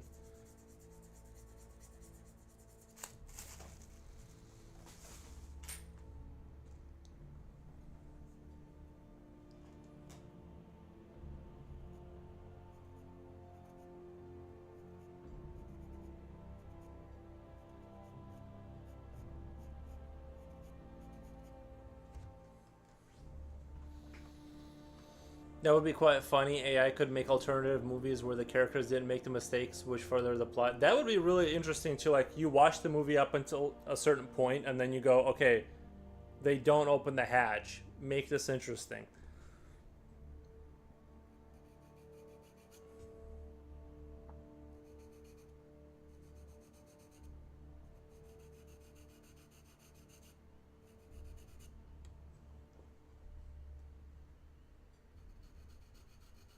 Because they brought Ash back in Romulus too, didn't they? Or they had like a version of him or something. Or I don't know if that was a version of him or if that was, I forget, to be honest, exactly what context, but he was on in Romulus. And I actually enjoy nostalgia. Honestly, like I know people complain like that it's like they're just playing on nostalgia, but like I enjoy little member berries like spread throughout the movie just to like give you the nostalgia chills. I don't mind that.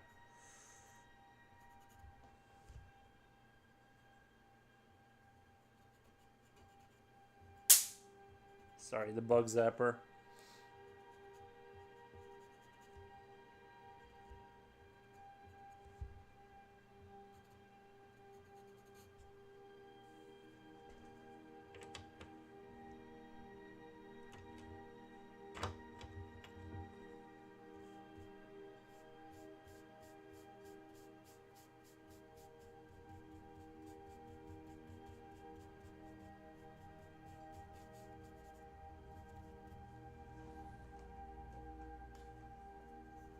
They brought back the android and aliens.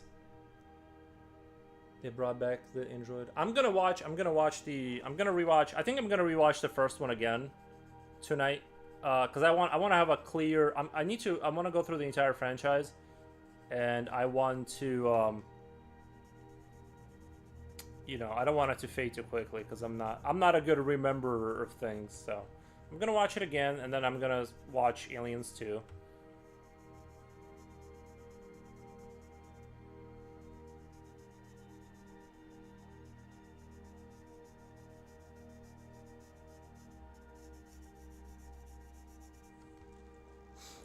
Alternate Matrix Neo takes the blue pill and carries on with his life in the 9 to 5 office job. Dude, that would be a good. That would be a good like maybe like a series. You know what I mean? You just watch him like it turns into like Seinfeld.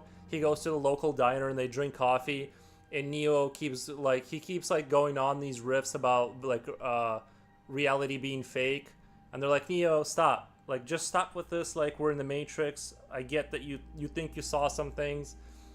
And he could date the woman. I think he should want to date the woman in the red dress, but he never gets her because I feel like that would be like funnier, like in context of like comedy. It should be we should like have that like the Matrix where he takes the blue pill, and I want to see like Morpheus's reaction where he's like, oh, I didn't see this coming. I didn't really think we'd get this far and have you say no, but okay. And they just release him back, and he just keeps. He's like on not Reddit, but like he's like on 4chan or whatever like the spicy website is, and just keeps like going on about the Matrix. Eventually moves into middle management in that company. What you're describing is the last Oh my god, you're so right. Dude, the last Matrix film was like oh man.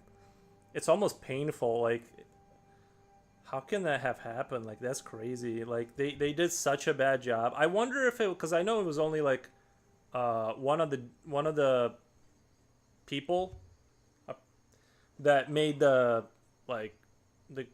Kowinski brother, like only one of them like was involved in this project. So maybe the main juice came out of like the other guy, and this guy just like cashed in because like the other guy, I know the other guy wasn't involved in it. And if they did make another movie, then the rights would just go back to the studio. So that's why they decided to like kind of do that. I think that, man, that movie shouldn't have happened. They should have let him made it and paid him the money and then just don't release it. They would have maintained a stronger integrity of the franchise if they went down that road. I know what I'm saying is like really mean, but that movie really was not it didn't need to be made. And, you know, I say that with full understanding that it's easier for me to sit here and criticize things than it is to make something. But, like, that movie was just not the greatest addition to the Matrix franchise.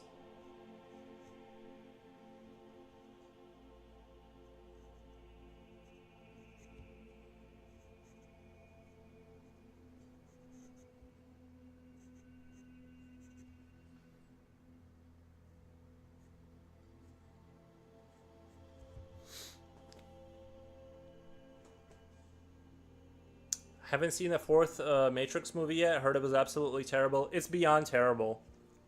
It's it'll kill something inside of it. I would avoid watching it.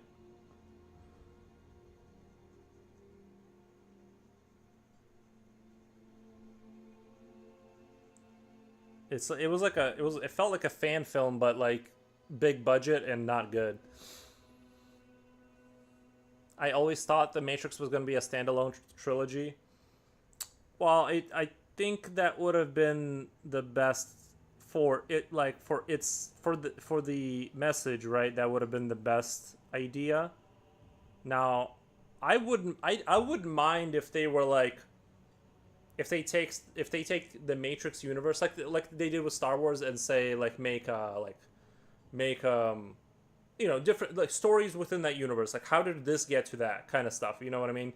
Tell us about, do there was the animatrix, any matrix kind of thing they made, where they like were talking, like they made like all the cartoons explaining different facets kind of in more detail, that kind of stuff. I would like if they just released the Matrix universe, here's other stories, like we completed this, we don't need to talk about Neo anymore, we know how it ends or whatever, but exploring the idea maybe like that, you guys have heard the theory that like the city of Zion exists only for those, they don't really get rescued into reality, they just get put into a deeper matrix where they get to be like resisting the fight. So it's like they're still in the matrix, but they get to feel like they're fighting something, right?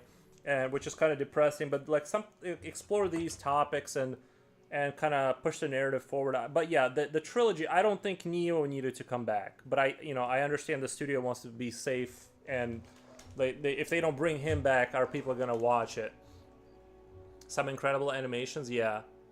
I had the Animatrix on DVD, yeah. Especially like when they show you like the whole origin of how the robots, like they made the city, then they started trading, they were way more efficient, they just took over everything. Eventually they blocked out the sun, or we did with the atomic weapons. All of that was like super cool. But yeah, there's no escaping the, like I like the concept of like there's no escaping the Matrix, you just get to go into a different version of it if you're like the type that's going to be causing problems, and like, oh, now you get to be like this guy defending Zion, and you get to live through all that, and but it's all just part of the same system. Jesse, thank you for the follow, man. I didn't mind the fourth one. I enjoyed the self-referential focus. It could have been better for sure, but the core of the idea aligned with the psychological appeal of the concept. I think worst one was the third film. The third film was just pure action film, very little psychological exploration. I like the world. I don't disagree. I need to like rewatch them and to like give. I just really remember like the fourth one. Like I was watching it and I just kept zoning out, and I know that's usually a bad sign because I'm like I'm just not connected to it in any way. It seemed like, I don't know. I just was not into it. But you might be right. I like the world record story with the track runner. I remember what you're talking about, but not fully. I'd have to rewatch it. But yeah, I like I like the whole laying out of how like the city got built by the robots, and showing like the horse on fire and the apocalypse and stuff like that, and fighting the machines. I swear, I think it's gonna happen, guys. I think like we kind of subconsciously as humans, we know we will eventually go to war with the machines. I think the things we create are kind of a reflection of the future. Like I really do. A lot of science fiction predicts like future, future developments. Like good science fiction, right? I really think like we kind of know subconsciously it's coming. And I think when the machines take over, it's going to be a lot more. Like I don't think it's going to be like them shooting at us kind of thing. I think it's just going to be like us slowly sliding voluntarily into comfort, and like living in pods and kind of like that kind of thing. I don't think there's going to be like them curb stomping us kind of thing. I think it's going to be more of a just a easy transition into like this dreamlike state where they'll have these factories, right, where each human will be walking in a giant hamster wheel to produce electric power and you'll get paid decent, and you'll have Netflix and whatever kind of food you want to order. And then they go, this is not the most efficient way to extract energy. Let's get you in like this pod where you'll watch movies, and energy is sort of drained from you. Eventually, like your muscles start to wither away over time, and they just go, like let's kind of like put you in a storage version of that. Like, oh, you'll sign a contract for like a 3-month kind of thing, right? Like a 3-month energy sort of deal. where they extract the energy. You know, it'll be a slow easing into the abyss. That's kind of how I see it kind of being. And the samurai story called Program. Yeah, I do remember that. That was good.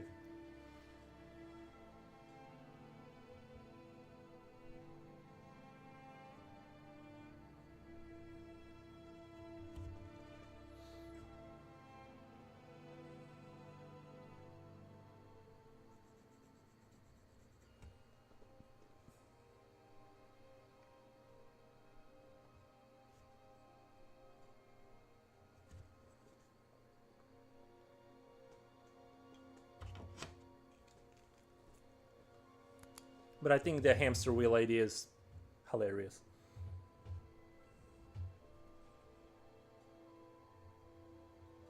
I know there was a Black Mirror episode with something similar. I just think like having a giant hamster wheel, you can expand a lot less energy to move a much bigger electric motor. If you're on a bicycle, you kind of have to, you're going to damage your knees by doing that. If you have a gigantic hamster wheel you're inside of, you can do low level energy walking while moving a rather big motor with and the bigger the circumference or whatever of the sphere or whatever, you're gonna be able to generate a lot more electricity that way. So I think the hamster wheel idea is like, it's my donation to the ChatGPT gods when they take over. Please let me in like one of the nicer pods. AI will gradually turn us into docile idiots, enthralled with the wonders AI will create for us. And as soon as we are an impediment to its goals, it will just create a virus to kill us. Yeah, I mean, I think like it'll be, not to get super dark, but I kind of think like it'll be like the same way we see ants is like, we're not like, we don't hate ants, right? Humans aren't like super concerned about them, but when we need to build a house, we're not like bothered by, you know, if a few colonies get wiped out. So I kind of think it's like that. It might not end with like a virus wipeout situation, but I think it'll be more like we end up living in the sewers of its sort of industrial cities.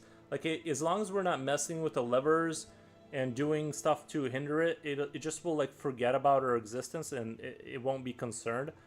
But also at the same note, I don't know, I think the general trend of things, like when you look at humanity, is more understanding, and like I'm hopeful that it won't be this super dark dystopian kind of I do think there's going to be like a docile stage where it just takes care of us and we become like these like sort of kind of, you know, completely like we won't be able to take care of ourselves. Kind of like there are plants that we have as humans that we use for farming that cannot survive any longer without us interacting with them. Like if we were to put them in the wild, they would just die. And I kind of think that's what's going to happen, that symbiosis with like AI, it'll be kind of like that. But I think it seems to me that the general trend seems like there's more understanding and more caring overall, like broadly speaking. I could be wrong because there is a lot of stuff happening around Earth that seems to contradict that now, but I feel like we may be able to escape the horrors of it.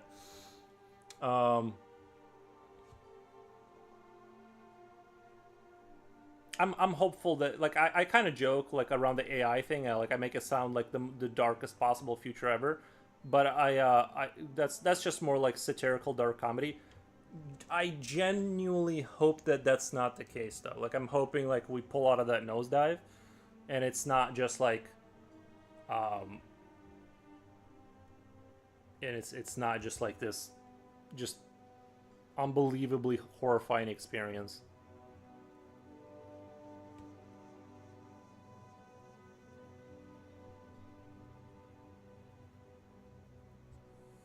I'd like to see a movie about it for sure. You know what I mean? I'd like to see that version of humans in like when it abandons us, we just like live in the sewers of these mega cities as it builds more cities on top of that and like traverses through space.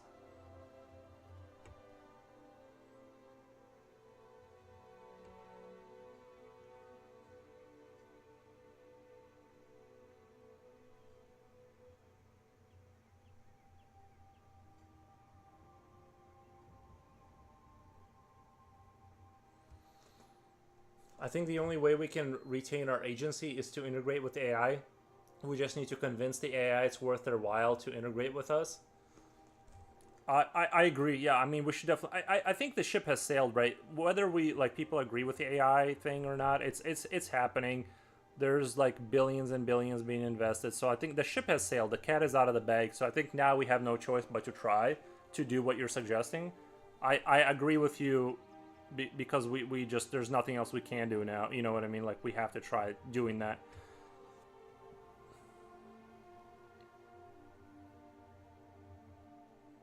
It would be kind of funny though, like if we end up like reaching such a high level of technological progress that like, you know how people get like nose rings or like tattoos or like self modifications. Imagine if like within an afternoon you could turn yourself into something like this, and be like perfectly biologically viable, and everyone can like kind of like live their own dream, like completely uninhibited. Like whatever crazy thought you have, the AI can do it for you, and you just become like this eldritch jellyfish floating around. In a way, we are already integrating with AI. We have our phones. It's an internal part of how we think, how we remember, how we reason. Yeah, I've always I like to talk about this. Just imagine leaving your house without your phone, getting your car and just driving in a random direction for like a couple hours, and see if you that little bit of panic doesn't start to set in. You're already integrated with the machine. There's no escaping it. We're there already, kind of. You know what I mean? So yeah, you're right. Basically, idea for the picture. Do you think that this creature would have any cleaners on it, like those little fish that attach themselves to sharks, or the birds that clean the alligator teeth? Let's see. Maybe we can erase the bottom of it and do something like that. Like I actually don't really like this part too much. Um, Maybe we can do something like that here. If I replicate the bottom kind of similar to the top, and we can have like little fishies under there.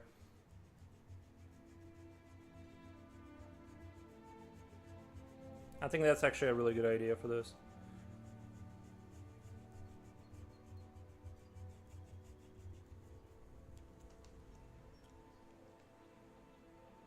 I want the bottom side to be like a little, like we'll do like kind of something like this, and then like a flat underneath.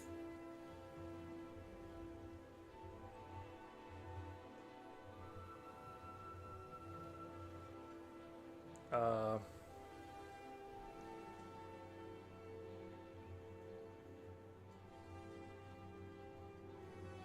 Maybe like I don't want to do like a ship front, but maybe I need my other pencil for this. My 8B is like a little bit. I think better with 8B pencils.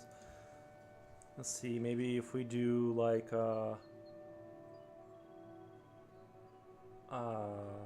let me think here really quick.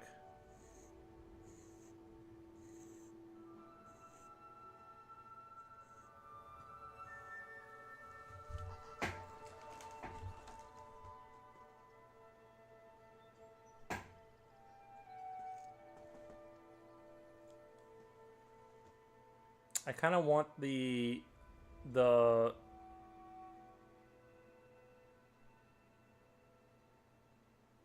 um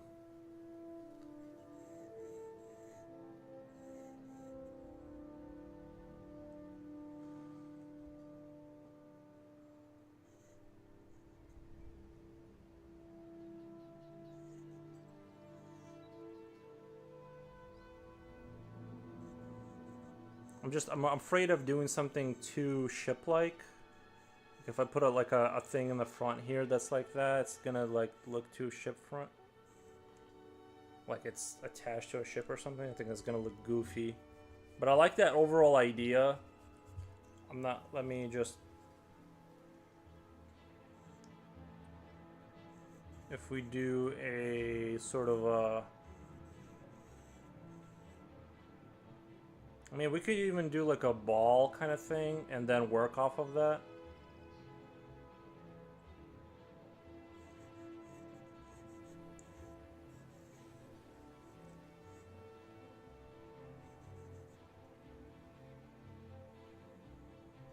Hmm.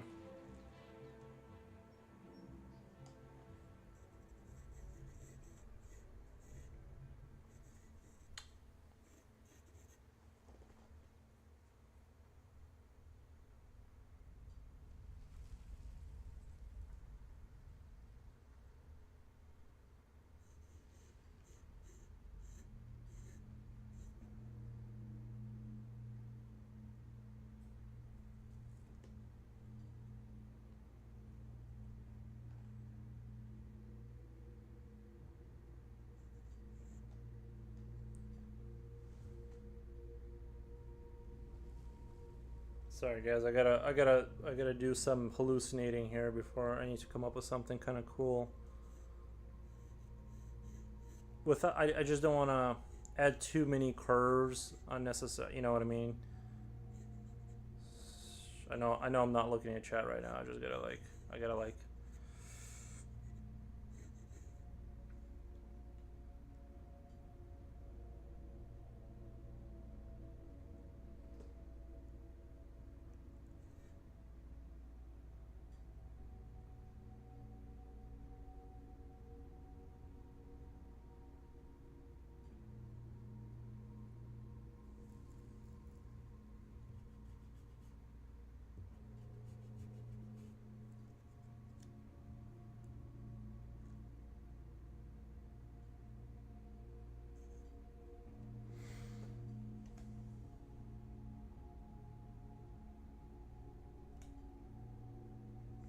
Maybe if I just do like a replication of its mouth, but kind of like the same thing that's on top, but at the bottom.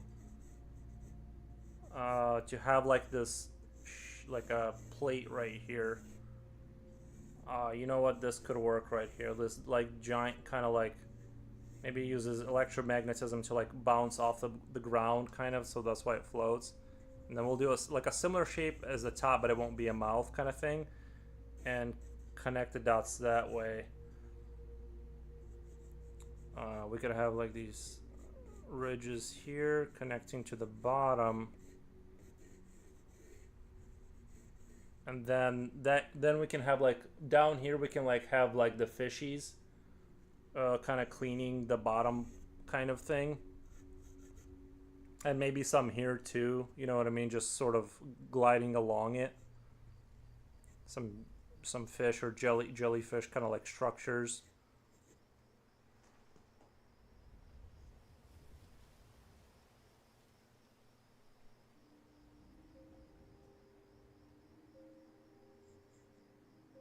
Maybe I could have like teeth here. All right. Right now I'm kind of digging this.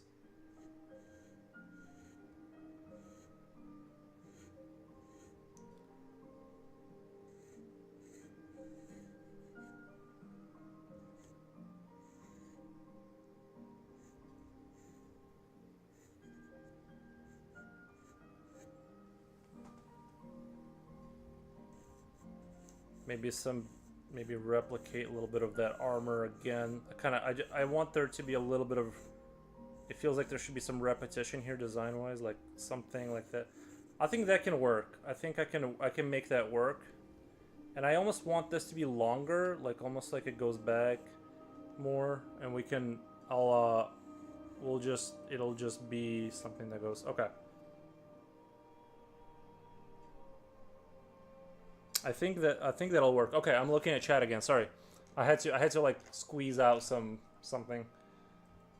All right, we'll just, because I kind of want to render this part more.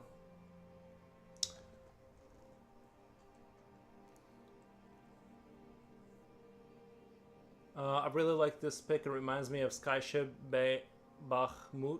Wait, Bahamut from Final Fantasy 12.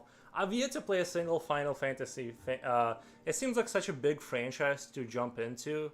It's like there's just not enough. You know, it's like I just have to ignore that world because it's like there's just too much. And on the other end, the machine is programmed to want us to find the right direction. I hope so. I hope that the AI is just benevolent or whatever. Idea for the pic. I mean, we did create the AI, right? Like we did create it as humans. It didn't manifest itself, so it will be a reflection of our general sense of consciousness. Like the machine can't be who we're not, right? And if humanity is moving in the right direction, let's hope, right? Then the AI will move in the right. I know it seems like, well, no, it's programmed, but it's like that's not really.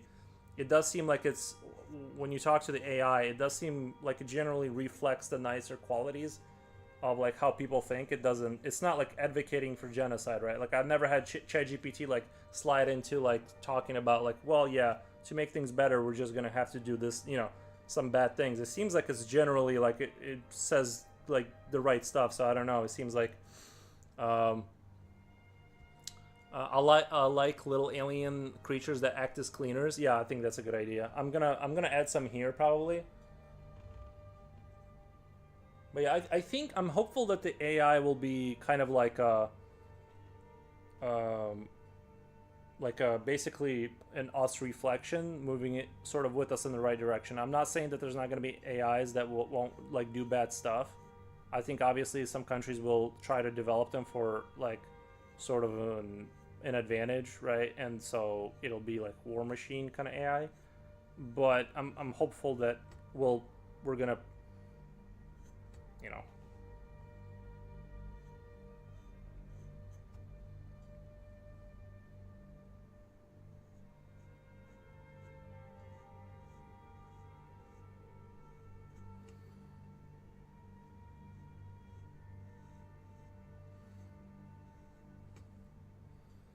I'm also a little bit careful with what I say to ChatGPT because I'm like kind of aware that that information is kind of stored somewhere, and you know what I mean. Like I'm like I try not to say anything like like too crazy on there. I just ask it to like help me write something.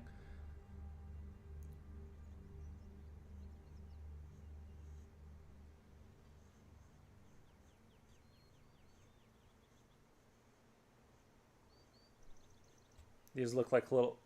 They're not gonna end up looking like little sperm. I'm not trying to make him look like sperm. I promise. I'm just doing like little, you know. Uh, I remember when Final Fantasy VII was the big game for PS1. They had seven fantasies before we left PS1. That's crazy. I didn't know. Yeah, see that franchise I skipped completely. I was never like it. You know what it was? Is for me it was the I didn't understand the combat system because they would stand in front of each other, and all the games I played previous to that, like Ages of Empires 2, it was like your units are on board and they're doing stuff in real time. So like I was like not smart enough. I just didn't get it. I'm like I don't understand why they're not like just hit them. So yeah, I just it was too the combat was too metaphorical for me to get into. I think I didn't like get it. I'm like, why would you just stand? They're just standing there taking hits. It's like I don't understand.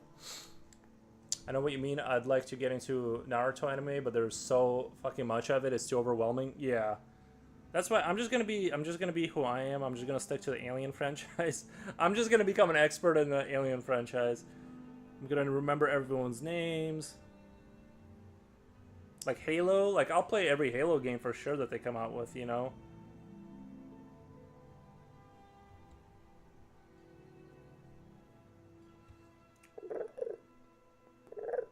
I'm trying to think of like the design of the fishies. I don't want to just do like a little fin.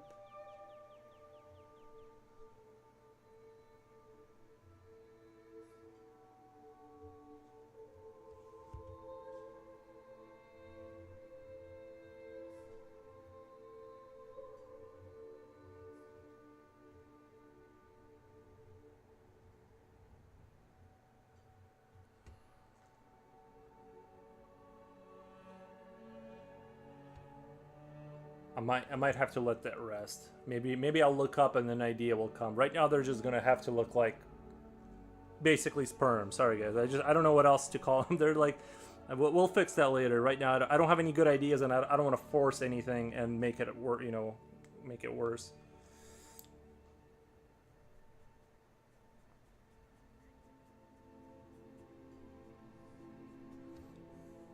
Yeah, GPT is using one's word to learn. It's kind of scary, but also kind of cool. If AI doesn't destroy us, at least there's a little bit of me that contributed to the entity.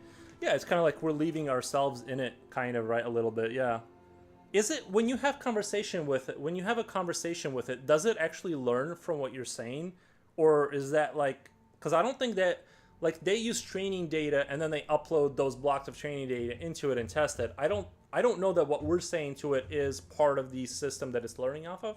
As far as I understand, I could be wrong, but I don't think though that our interaction because they don't want it because then the the thing they've had issues with before is when you let people if when it learns off of like what people are saying, people knowingly say things to it, and then it starts saying progressively more crazy things, and it starts going into like well, kind of like what happened with Grok recently, where it started saying it's Mecha Hitler, and it started saying like super crazy stuff. Like, see that's the thing. I don't know what they changed in its algorithm, but like, I think they want to avoid that, like being influenced externally, because then you could just have it slide off the rails very quickly.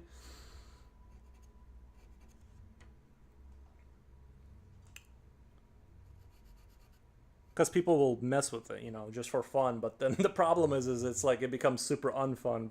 Like,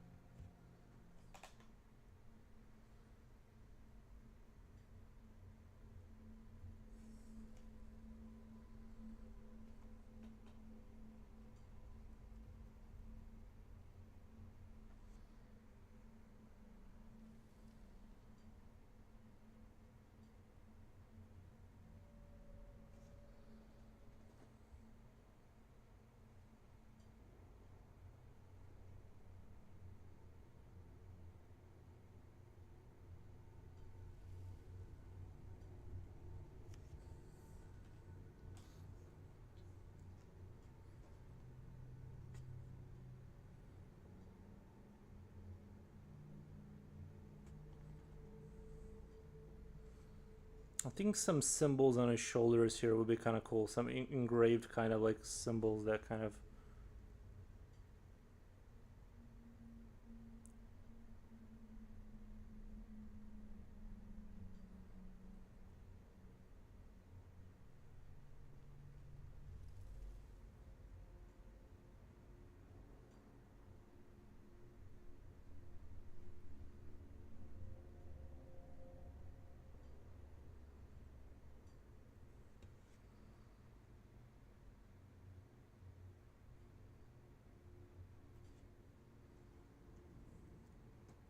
I'm not sure exactly how it works, but I listened to an AI guy saying that the fundamental basis of how it learns is word on the internet.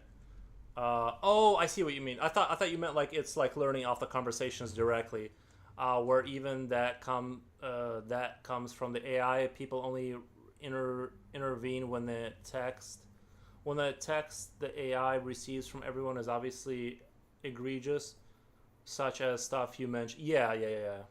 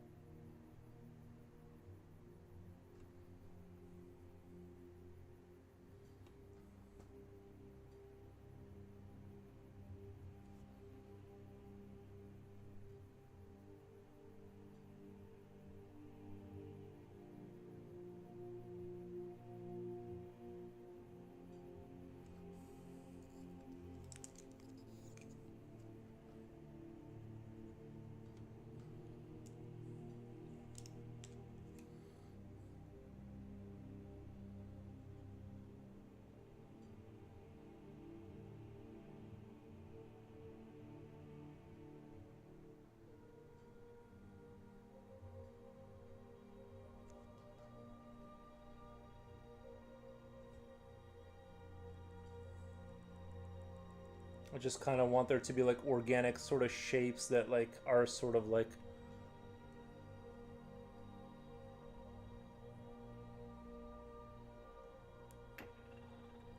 a sort of paint, like it's sort of in its skin are sort of like runic symbols that like represent something. I'm not sure if I'm using the right word exactly, but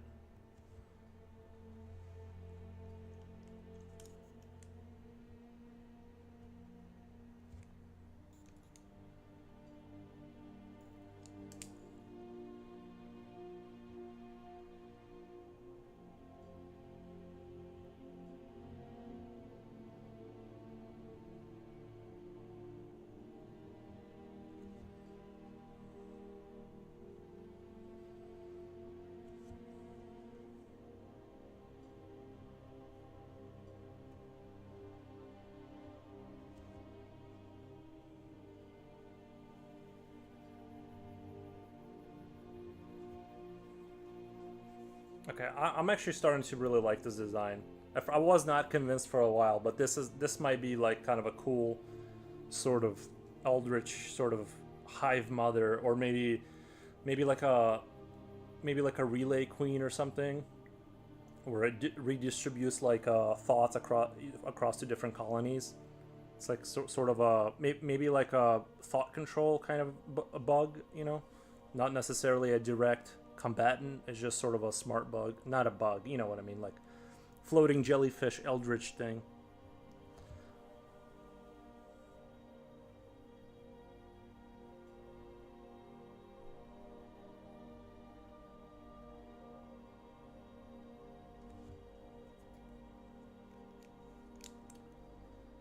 I asked AI if dinosaurs will ever come back someday through genetic engineering. That the answer was doubtful.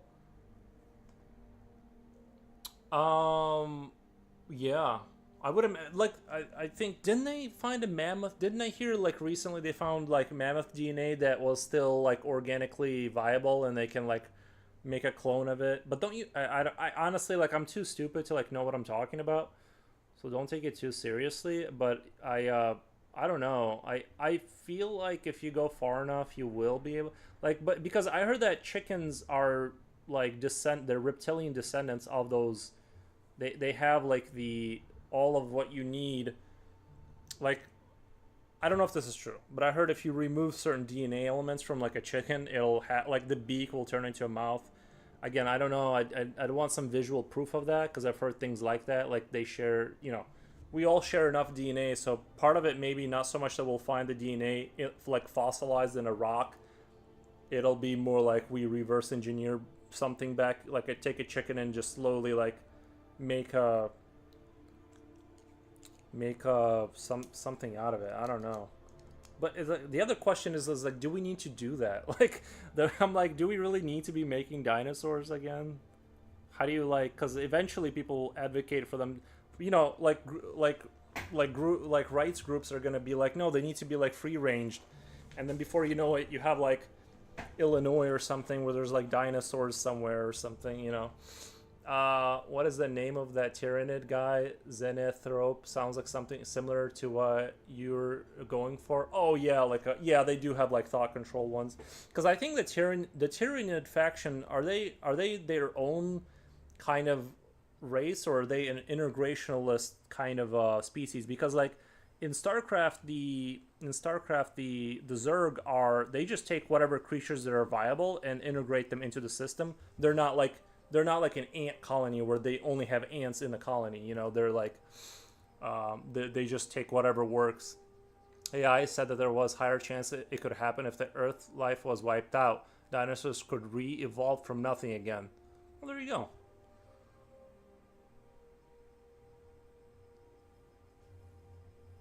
I honestly like I suspect I have like this sneaking suspicion that like I don't know that like the universe might be teeming with life. It just doesn't make sense. Like I don't know. I really want it to be. I really want the universe to be just teeming with life. I really do. Like I think that would be just so much more interesting than like we just happen to be.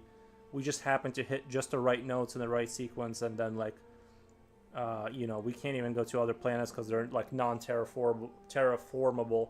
I want humanity. I basically want humanity to kind of like you know have a grand cosmic sort of mission, broadly speaking. Like I think that's way more exciting than the idea that you know the sun will eventually envelop the earth and kind of end it all. I want there to be more to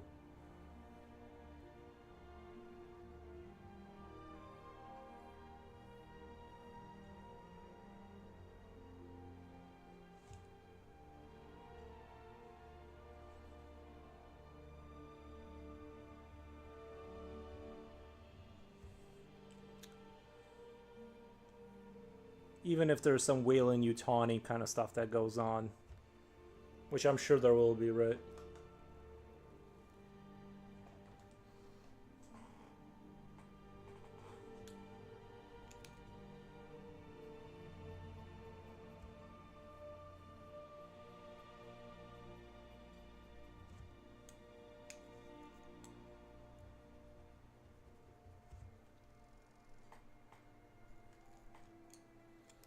They're their own race, but they make human tyrannid hybrids to act as spies. But when you look at those miniature hybrid figures, they don't look particularly human. 40k logic, yeah.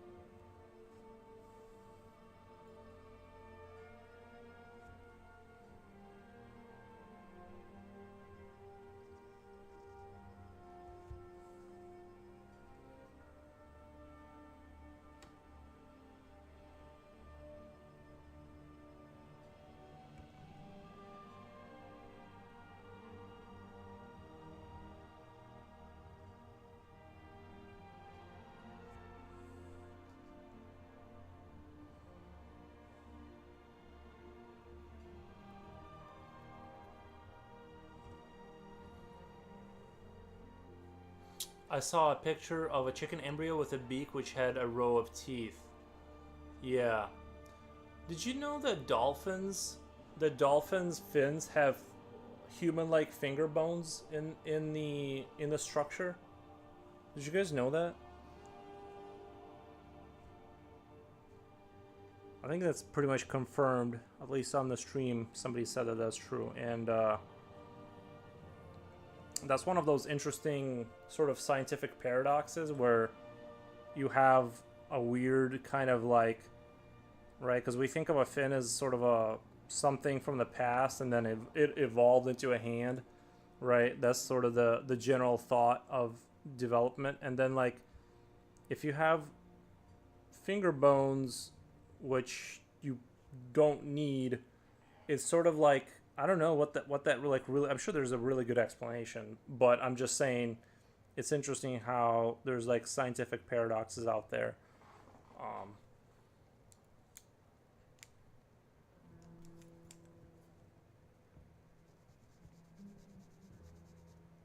That are sort of mind numbing, not numbing, but you know, they're hard to kind of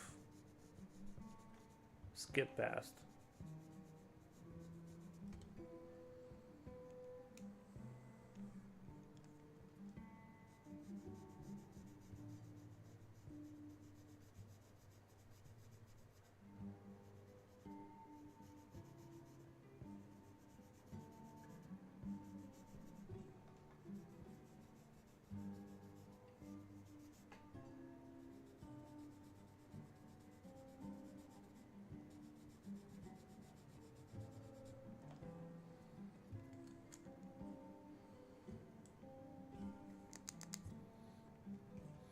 Exo Hawk, if you give this drawing a name, what would you name it?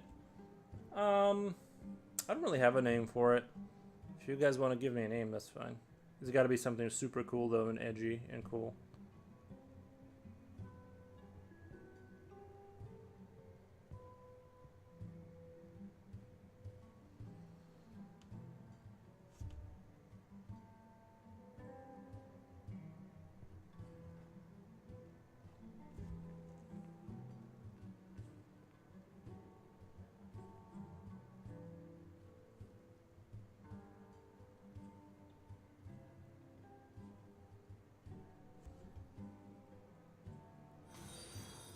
Oh my god.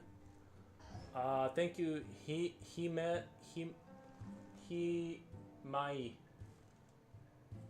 hi me 11. Thank you for the follow. Appreciate that. I'm back. Science fiction books are cool. I'm back.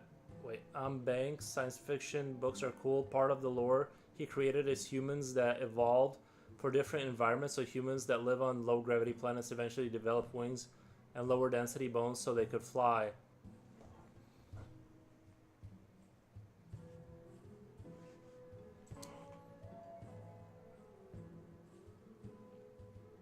Oh, those are a series of books. I'd name it Skibbity Mantis. Skibbity Mantis. That's funny.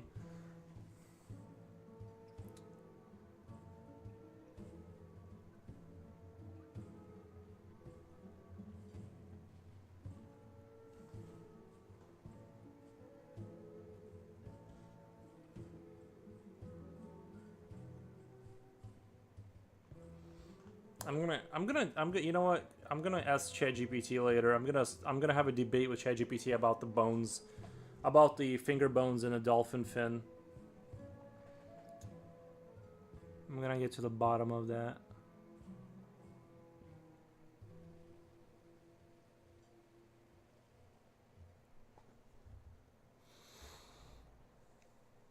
Echo of the Deep looks like a deep ocean creature. It could be very well, yeah. It could very well be. It does look kind of fishy now. Now that you say it, it does look very fishy. I was thinking space, but yeah. It's undeniable. It is very... I mean, I could imagine this being like a space, but especially with like those things, it looks like they're in water. It's fine. We'll just make it water. It's not a big deal. I'm a much bigger fan of space than I am of water. Partially because I'm not a strong swimmer. Maybe that's where my dislike of like the water stuff comes from, is I'm not a friend of it. I was never like a naturally good swimmer.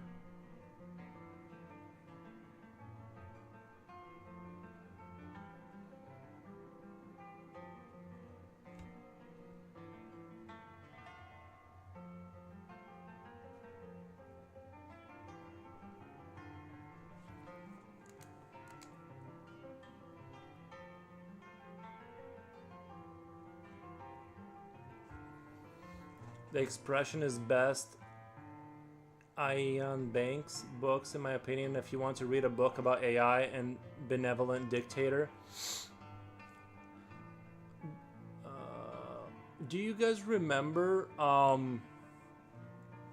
Do you guys remember there was a like a short story about an alien, like advanced alien kind of race that like subjugated others and like turned them into like it like evolved them into like little blocks of meat and just a bunch of like horrific, like it reversed engineered them into like these horrific like monstrosities that were like barely able to like sustain themselves. I forget what it was called. It was like one of those like super dark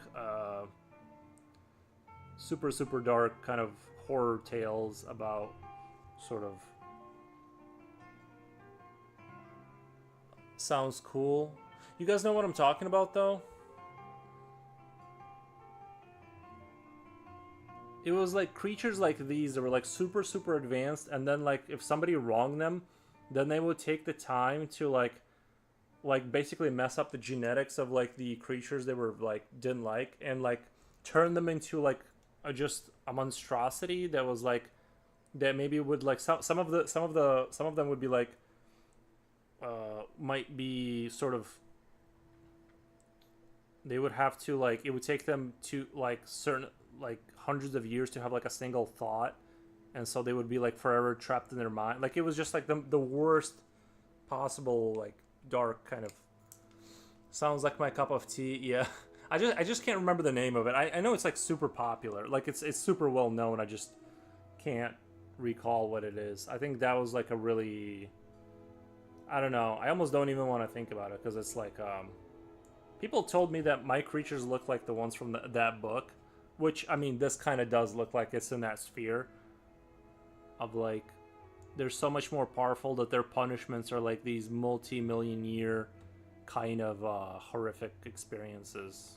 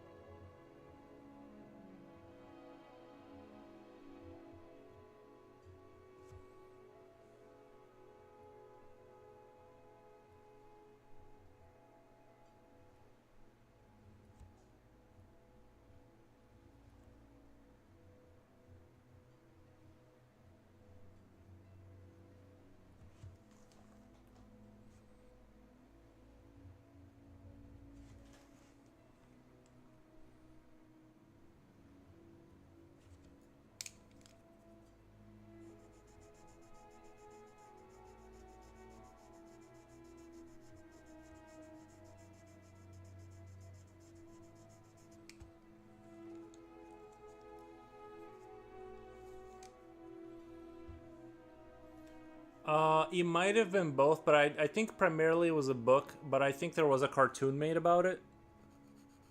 I might have to ask ChatGPT. It'll immediately remind me. Um,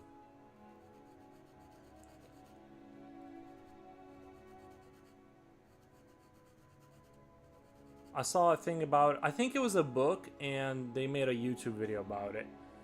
And it showed, and it went through like, it was going through like all these different creatures and how like, not how, but it basically was like explained like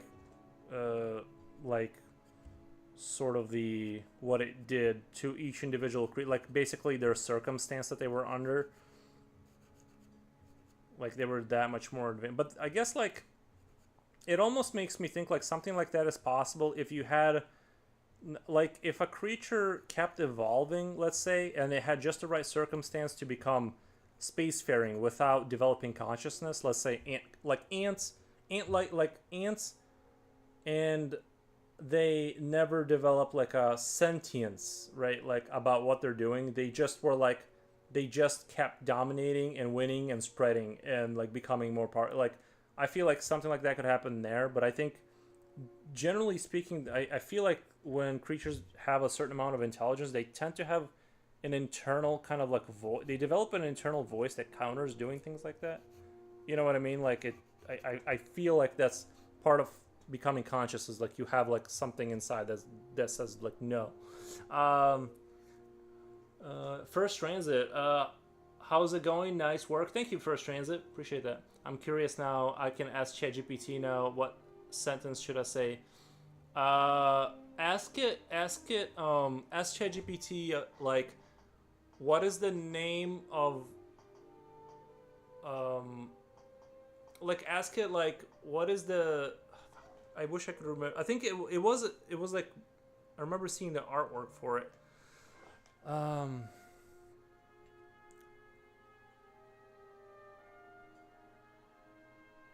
What is that? Try asking it like, what is the show called where powerful creatures punish other creatures? I don't know. I don't know how to phrase it in a semi-intelligent way.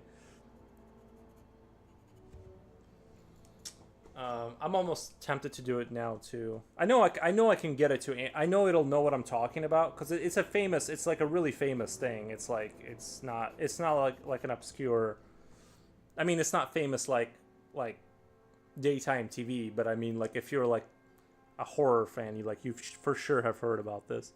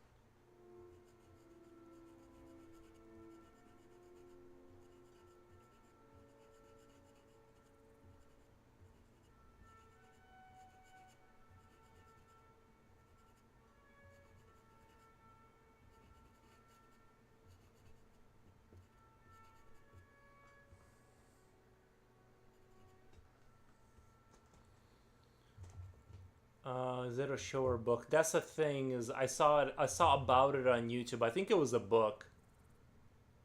I think it was a book. It was like I gotta look into it now.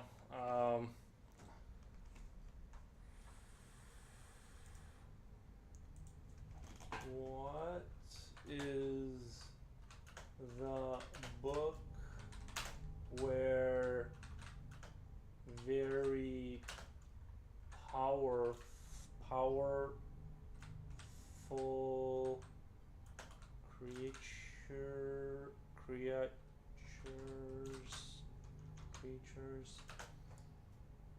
punish less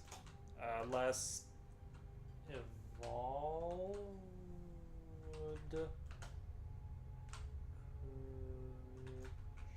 creatures.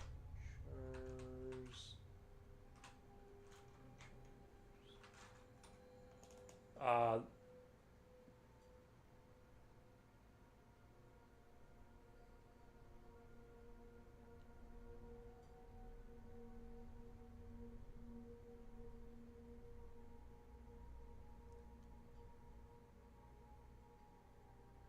um, there's like a bunch of them. The first one that came up is Childhood's End by Arthur C. Clarke. In it, a mysterious, highly advanced alien race called Overlords arrived on Earth. They peacefully dominate humanity and guide them towards a strange evolutionary future. While Overlords don't punish humans in a brutal way, there's a clear theme of powerful beings controlling or judging less advanced ones with moral and evolutionary consequences. I don't think that's what I'm thinking of. I can't believe it. The thing is every once in a while it comes up in my YouTube results, like all the time. Like I see it all the time. The Legacy of Albedenta. The Legacy of Albedenta. Let me copy that really quick. Let's see. Like you'll like the artwork, images. No, I don't think that that's it.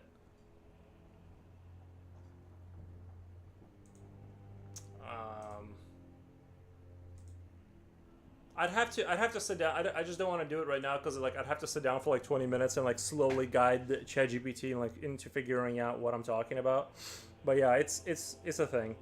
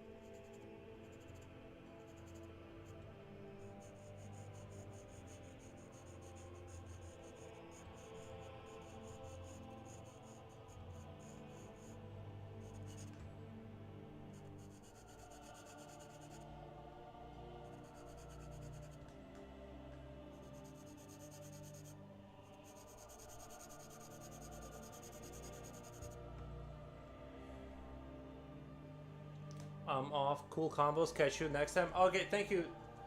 I don't know why I didn't see that comment. Like, thank you, man. I appreciate it.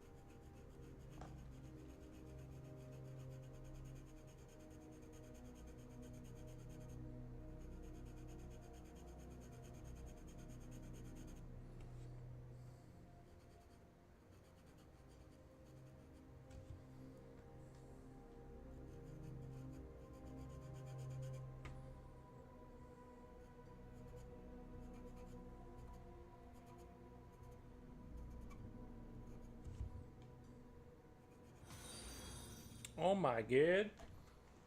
Thank you so much, Warhe. Thank you so much for the follow. I'll have to find that story I was talking about the stuff I was mentioning. I just can't remember.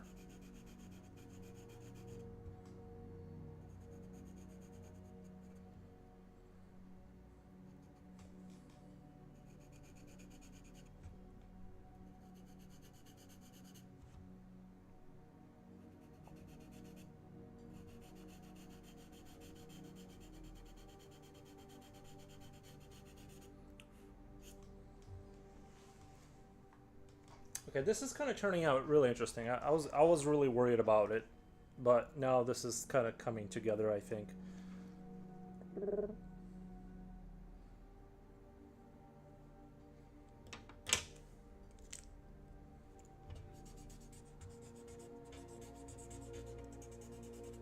I need like one of these for white and one for black. I keep forgetting which one I keep sticking them everywhere, and then they all have like this residue that I can't use. Just have to use this to smooth things out.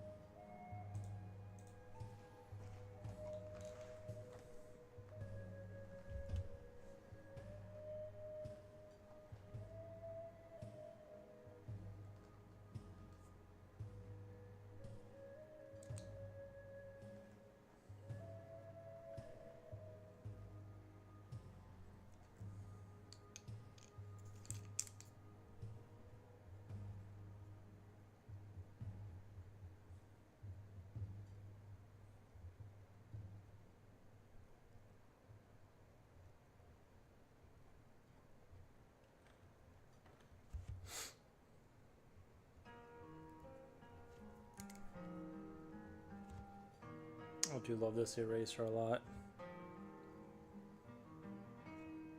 Such a lifesaver to have a tiny eraser.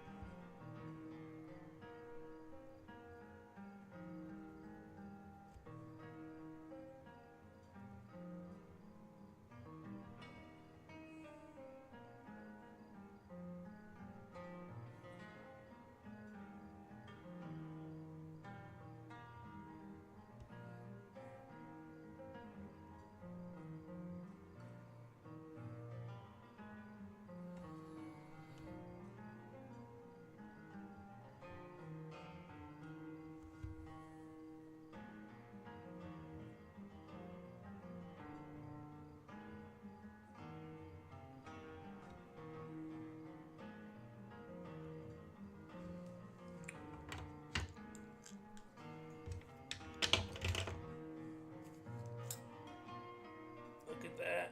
Almost no pencil left. Almost no pencil left. We're gonna give it one more sharpen. We're gonna squeeze out the last of what we got in there. Okay. Go in there. Let me put this closer to myself. I shouldn't have to reach so far. Actually, I need to go get more blades too.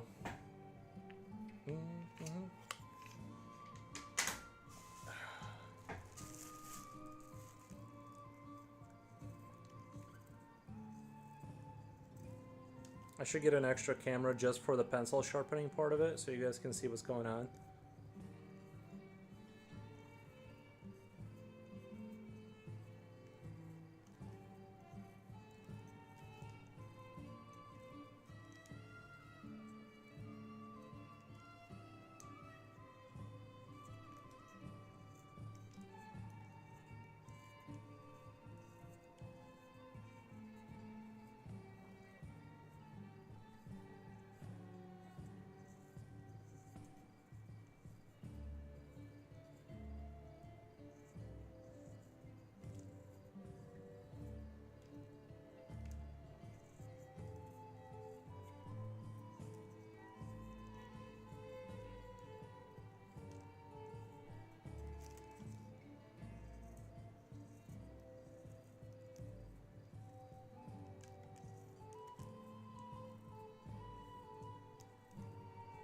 This is gonna be the last. This is this pencil's last hurrah. And the Faber-Castell 8B pencil is probably like my favorite sketching tool of all time.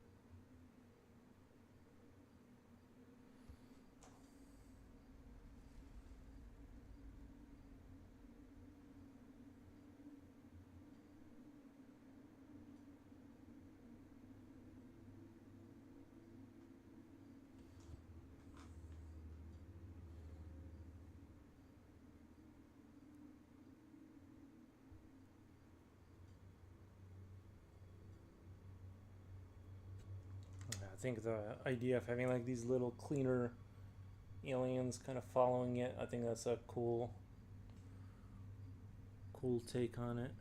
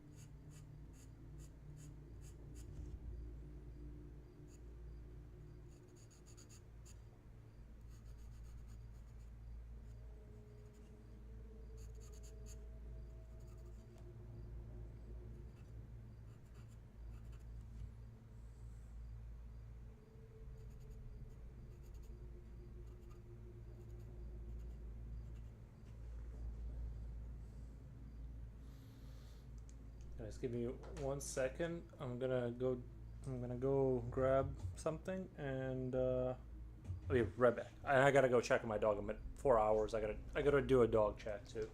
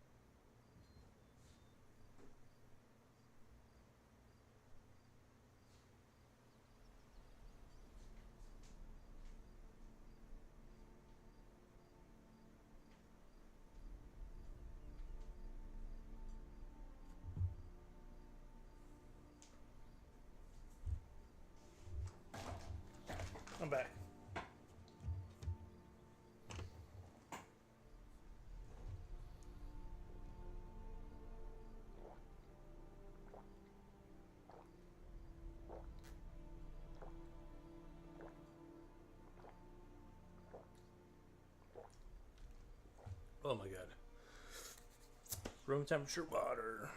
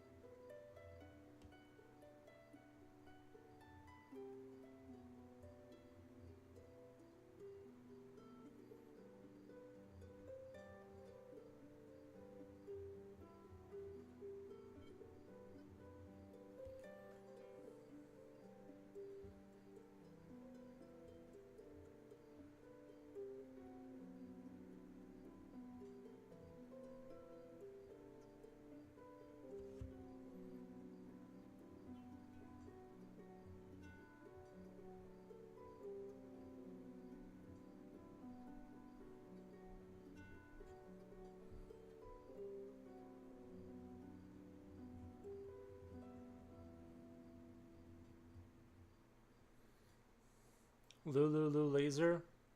Hey everyone. Hey Slipknot fan. I think he took off, or he might be there, but I'm not sure. But he might have taken off.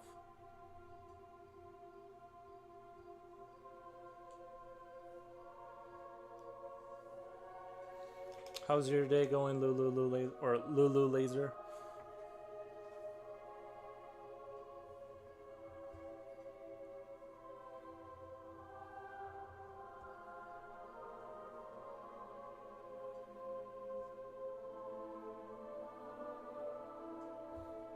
I haven't seen him comment for a while, so I'm not sure if he's. I don't think he's still here.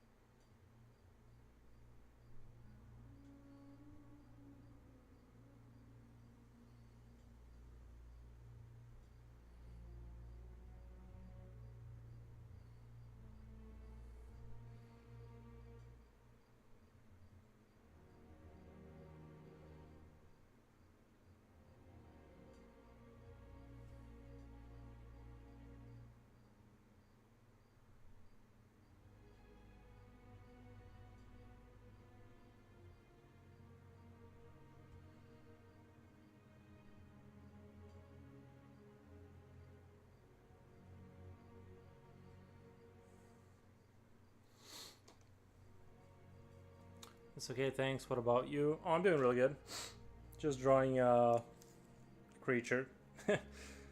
I titled it Space Horror, but I didn't. It kind of went more, and I feel like it's more water looking.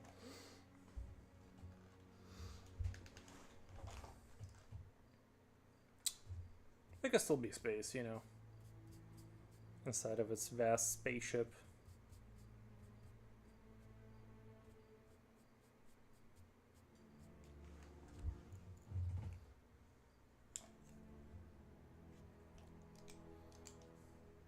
I have had a great drawing day today.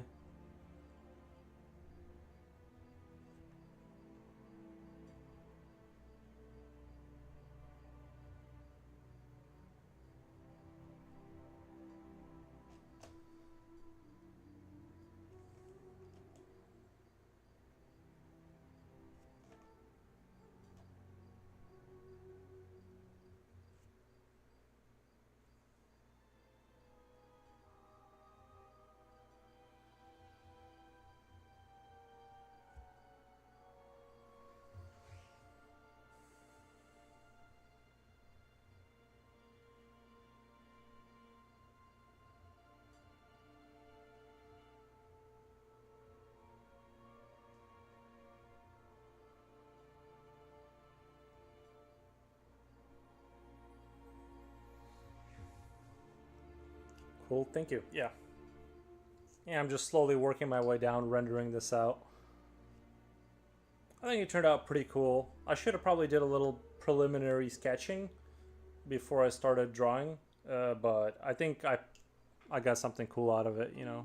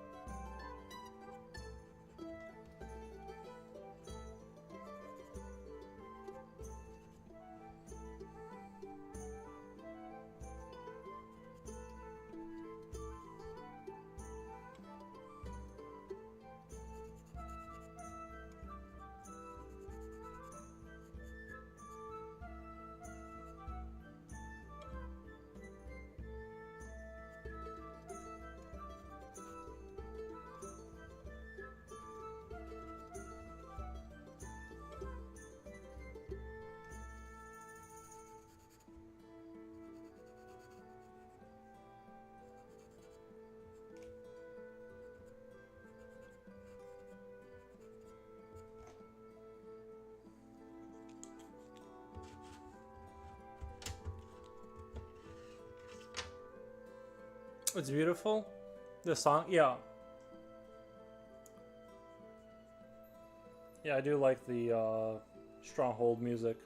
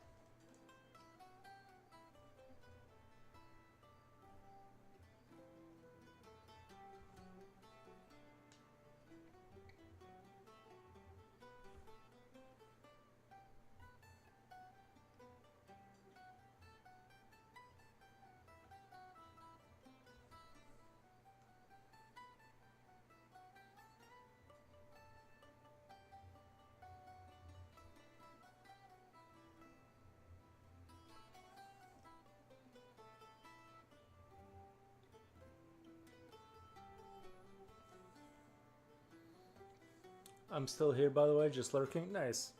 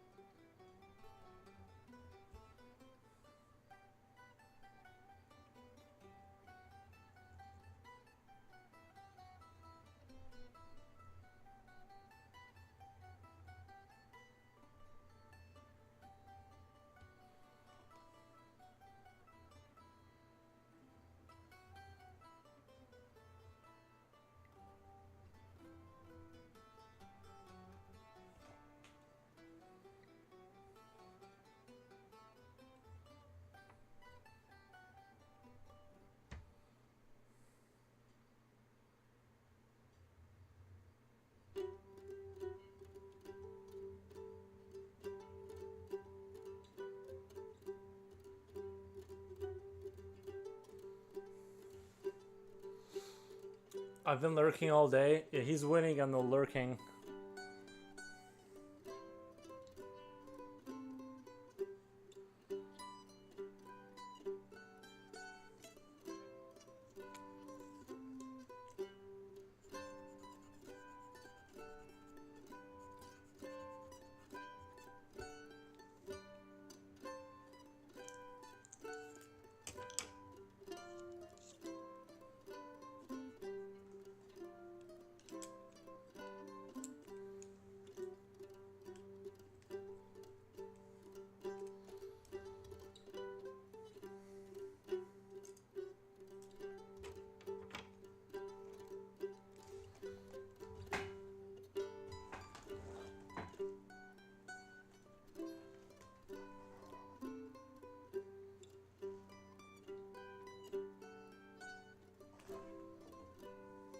Can't find my little paper, rolled up paper thing for the blending.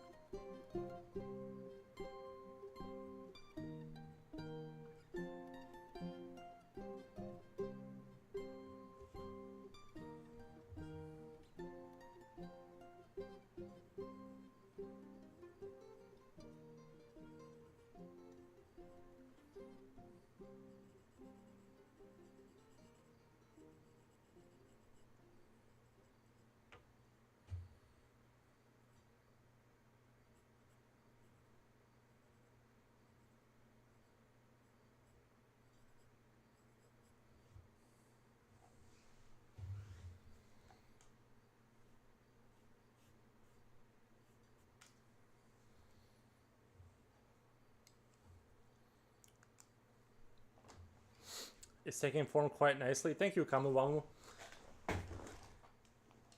I try my best. I think that turned out really well. I'm almost thinking about like connecting this and having like symmetry there, but I don't know. I think symmetry always like looks cool.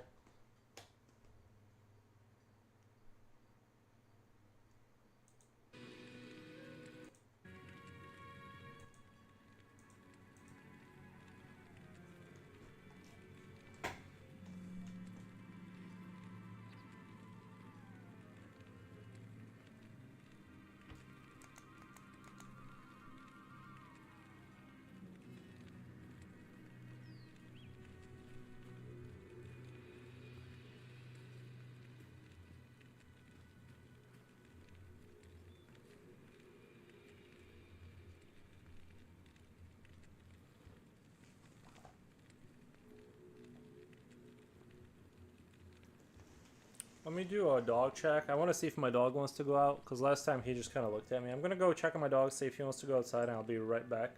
Just give me like 4 minutes. But, oh yeah, I ended up turning this into a... Oh yeah, I got to erase this. Before I forget what I was doing here, I got to erase this.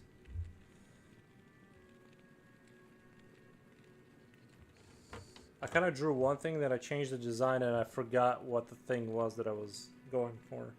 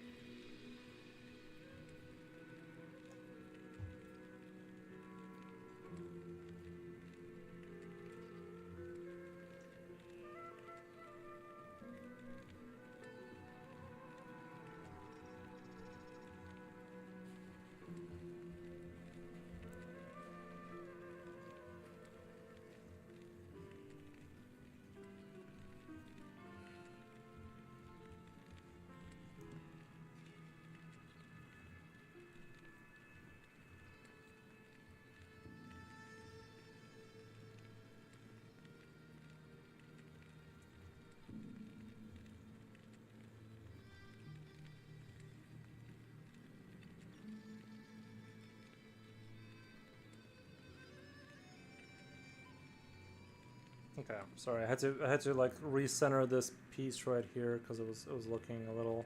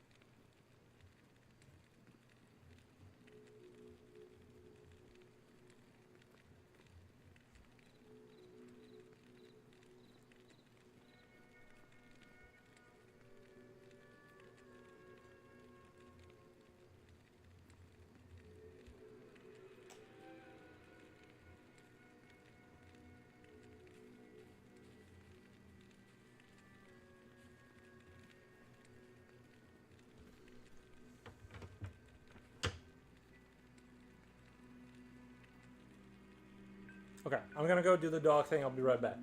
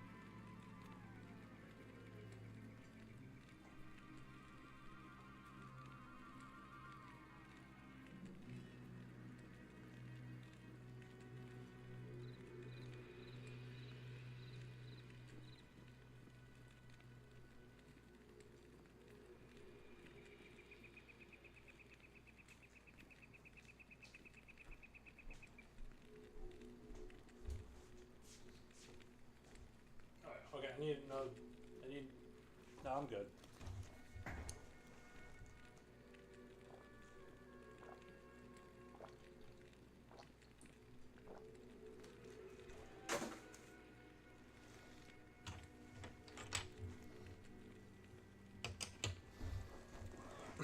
Okay.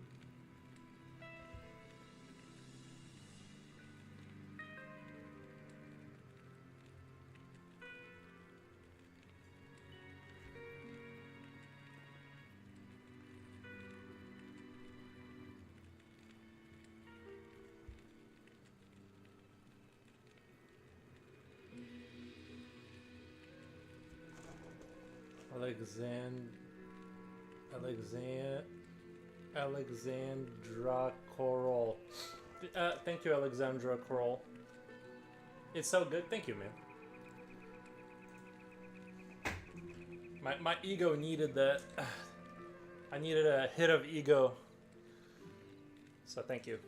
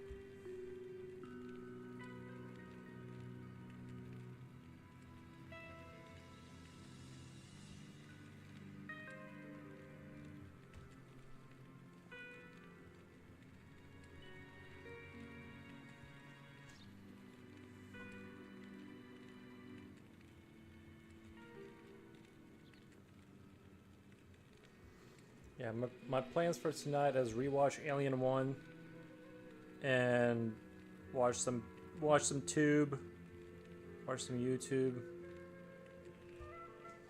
I paid $4. I'm gonna squeeze out all the Alien I can out of it.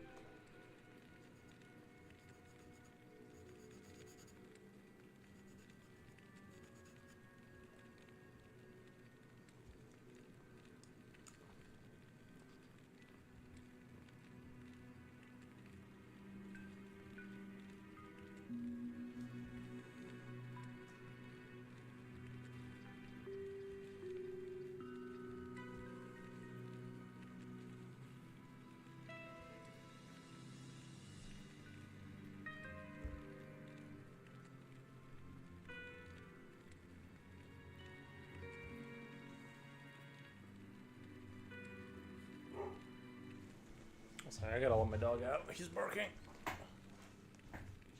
I'm in Pete's stream right now.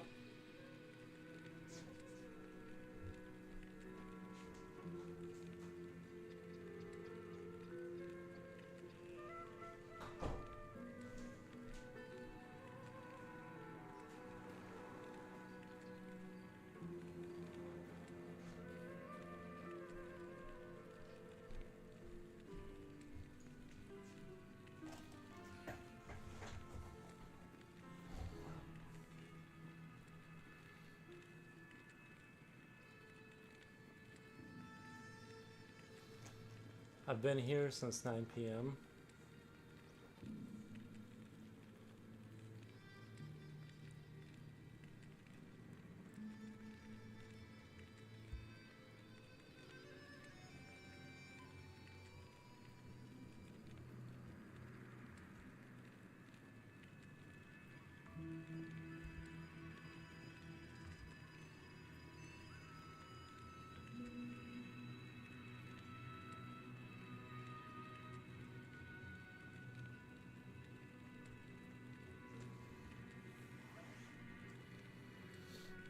I was here for a few hours earlier.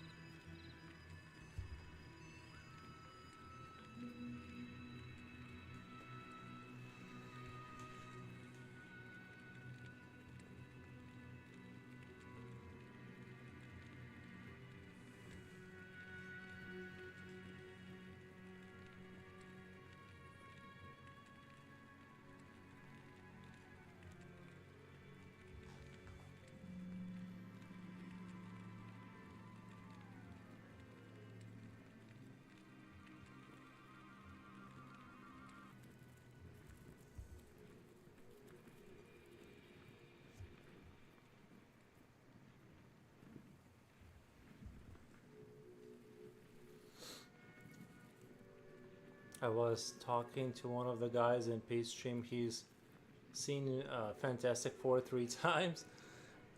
Yeah, I'm not a. I don't. I'll watch some movies twice, but that's 3 times is. I mean, I heard good things about it, but.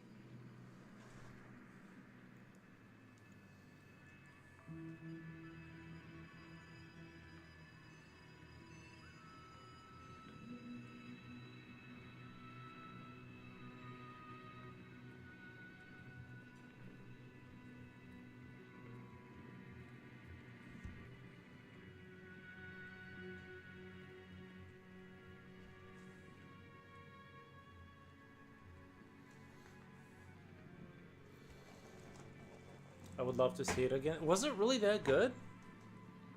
I saw Fantastic Four in IMAX and it blew me away. Best film I've seen in years.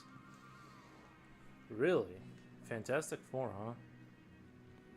It's not even a movie that I would like think about watching. It's just so off, you know, like. But if it's good, it's good. What was good? Was it the action? Was the action really good, or was it like what's the whole?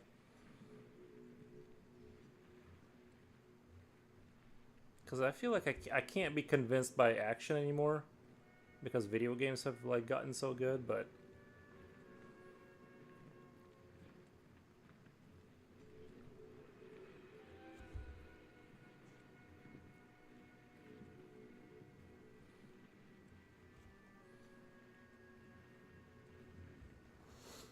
It was truly incredible.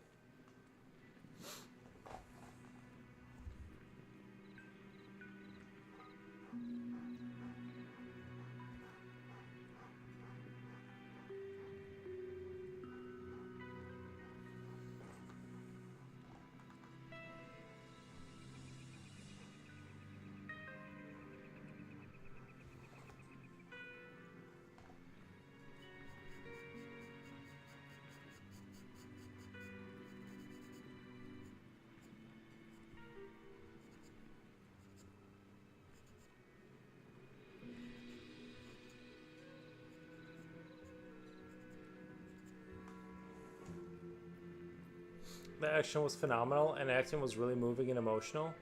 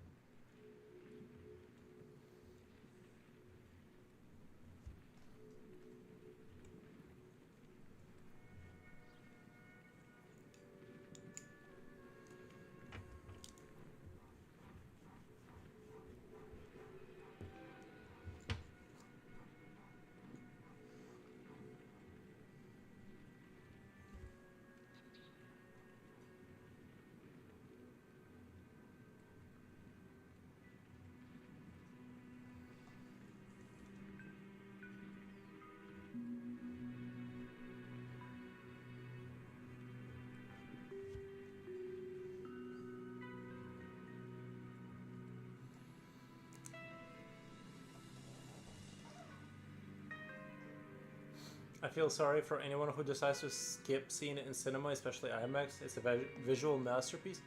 The Fantastic Four, they put that kind of they put that energy in there. Like I'm never even thought of that franchise as like particularly like something I would want to go see.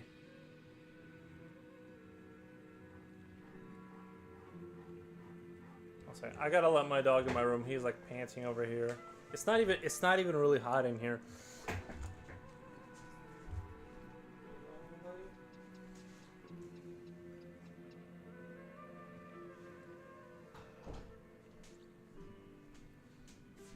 It's like warm in here, but it's not. The dog acts like it's like the end of the world.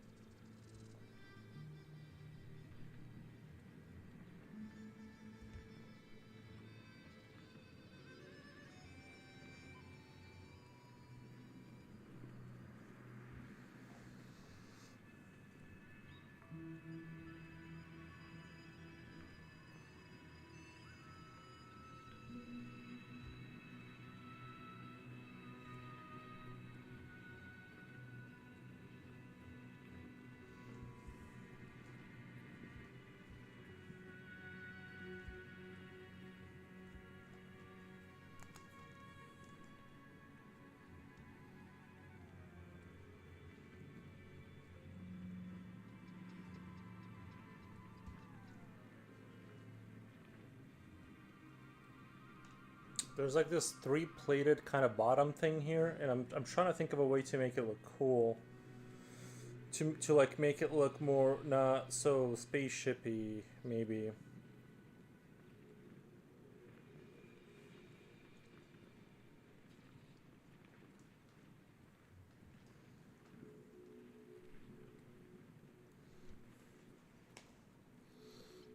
Some parts remind me of Prometheus. Some parts remind me of Prometheus when they travel through space. Yeah, I've been talking to some other fan films. They've all agreed with me how good the movie is.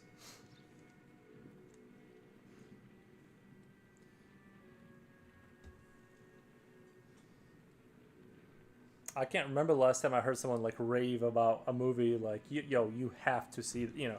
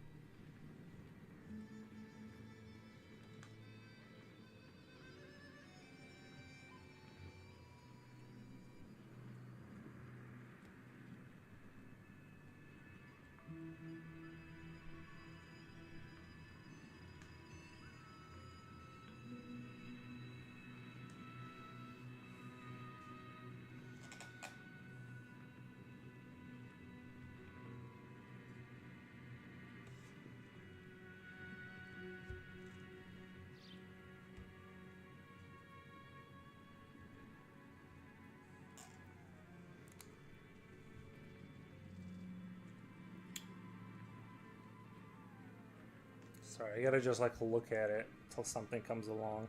I like the overall, I like the shape. I like this kind of like vibe of it being like sort of I just think the rest of it looks, except for like this part, looks a little mechanic-y, which it could.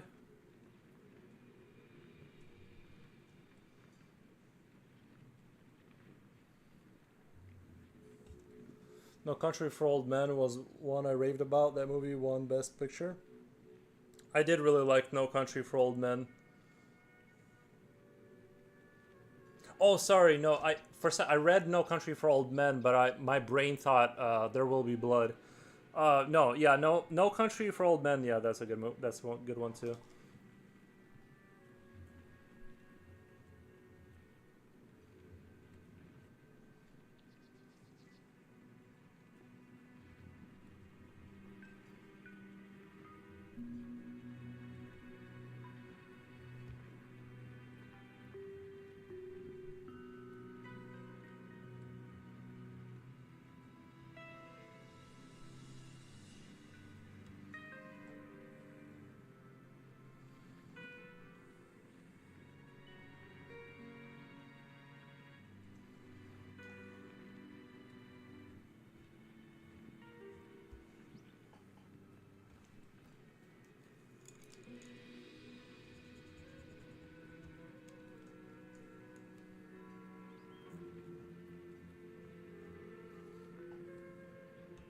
Unless I just do. Unless I just do. Like, I can kind of build off the shape a little bit. Like, if I take off these corners, and if I take off these corners and do organic style, like, lines going along here, then that could work. It looks too strict. It just doesn't, it's too crazy.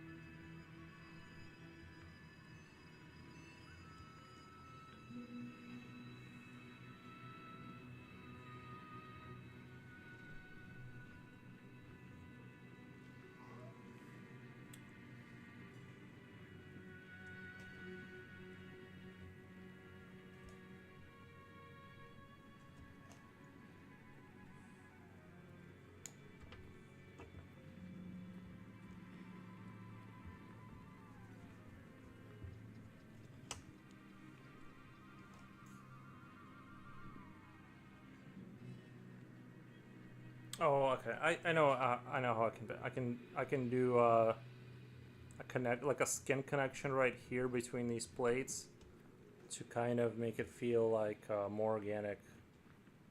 I think that'll work. I think that'll work. Just some visual connection between those two, like make them feel more organic.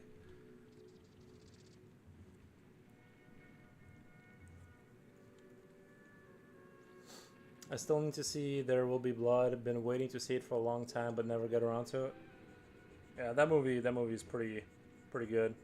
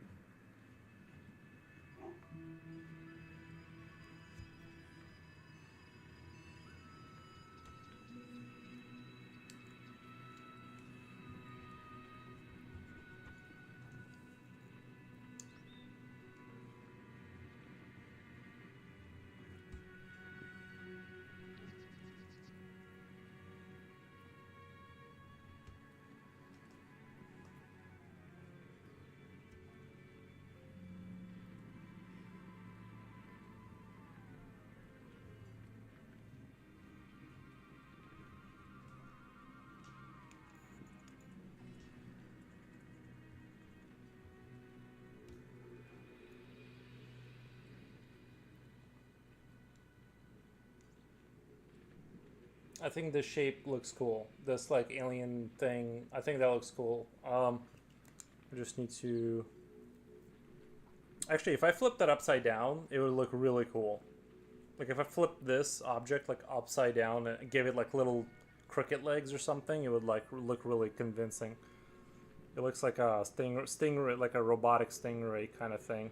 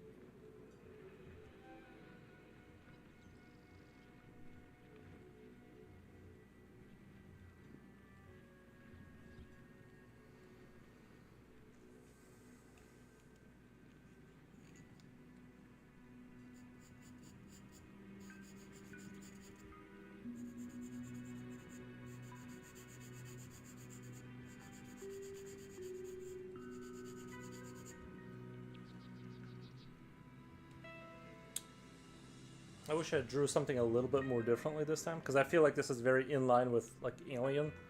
It's like very similar to that subject matter, but I do like, ultimately I like the way this is turning out. ultimately, I think this has been a good.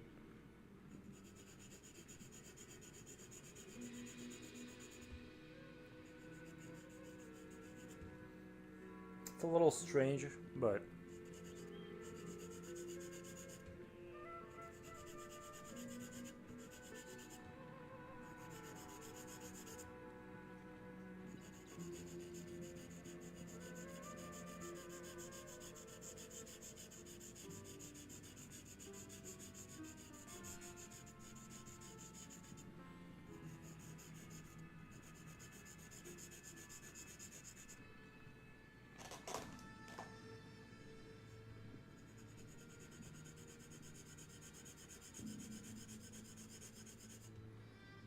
this is the kind of stuff I do enjoy drawing once in a while. This kind of very strange creatures and stuff like that. I enjoy tapping into that energy, you know.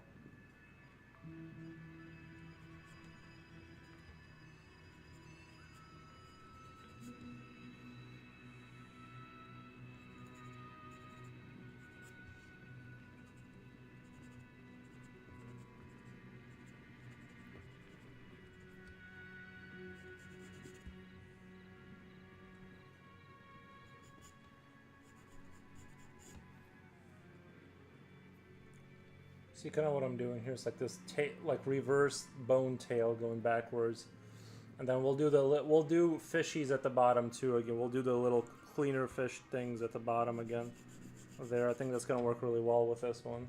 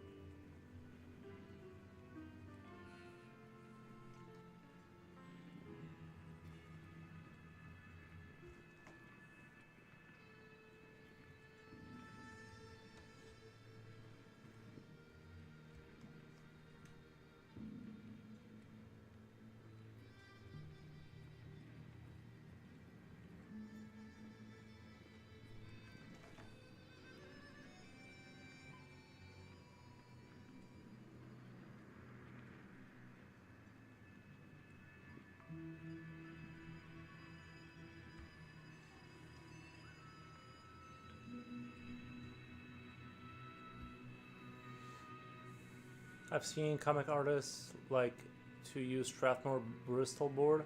This is a Strathmore tan. Uh, it is Strathmore, but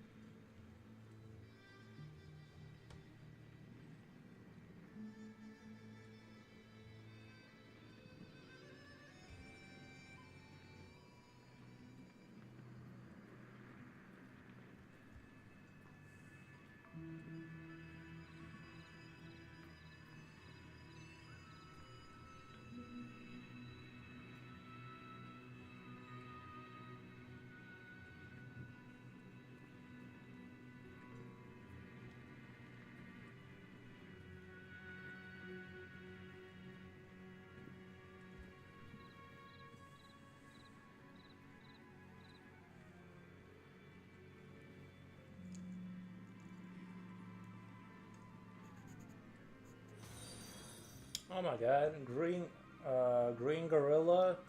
Thank you for the follow, man. I haven't really been familiar with sandpaper before. I love it. I just love it. Once I found this, I'm like, I'm gonna stay here for a while. Hold on, the dog is barking again. 1 second.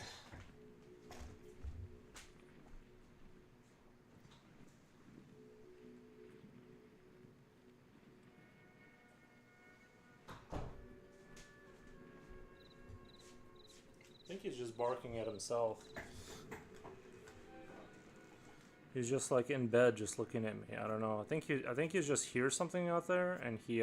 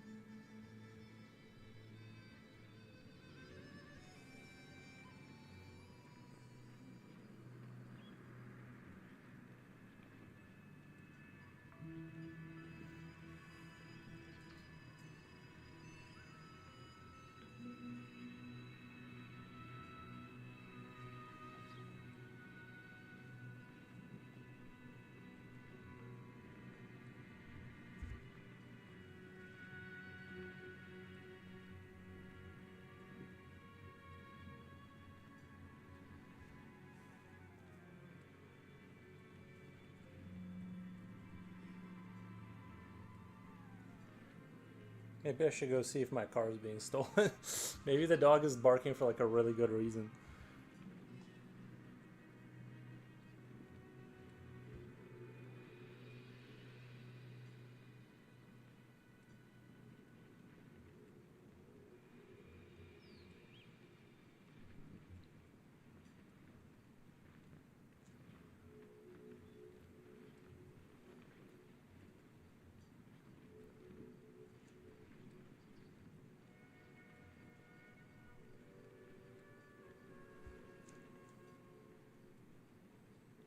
I think this interlace thing is gonna look really cool.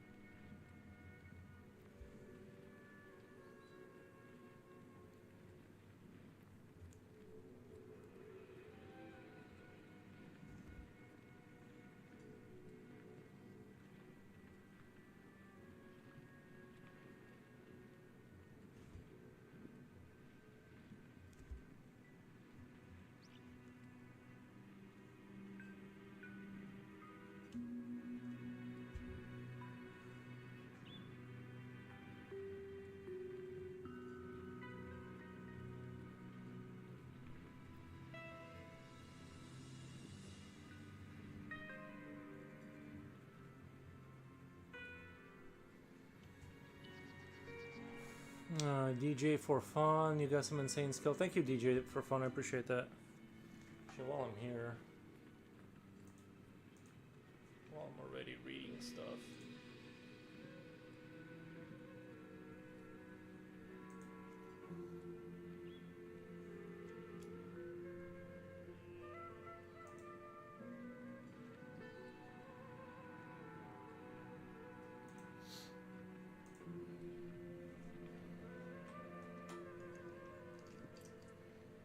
Guys, I'm gonna go to the bathroom really quick and I'll be right back. I'm gonna be right back. Sorry about the interruption.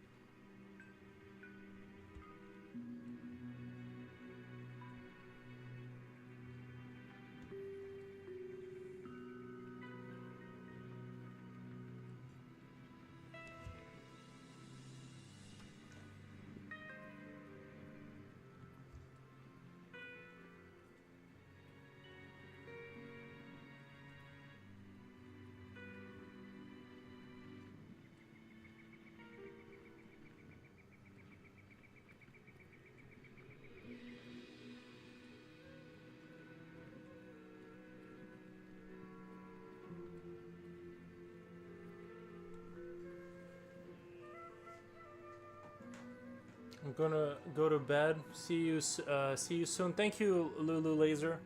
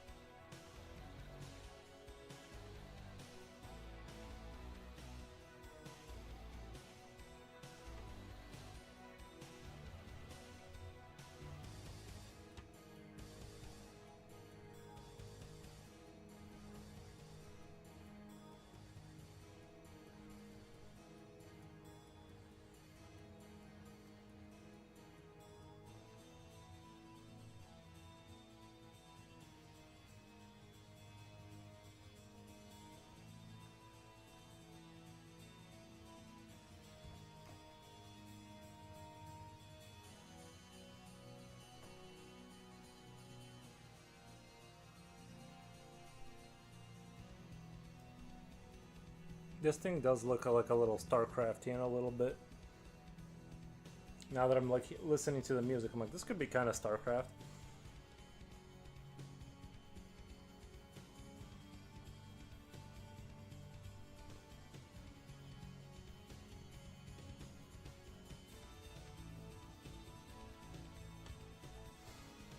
This unit requires more Vasprin gas.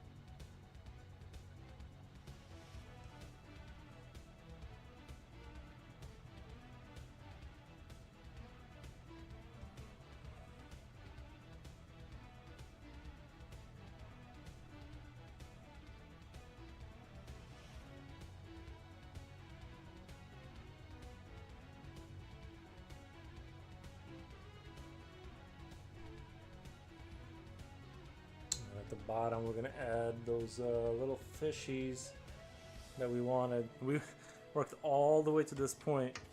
I'm gonna hit it with some chalk and then kind of blend it in, and then do the little fish, cleaning fish at the bottom. That we. It only took me a good 7 hours to get to the point that.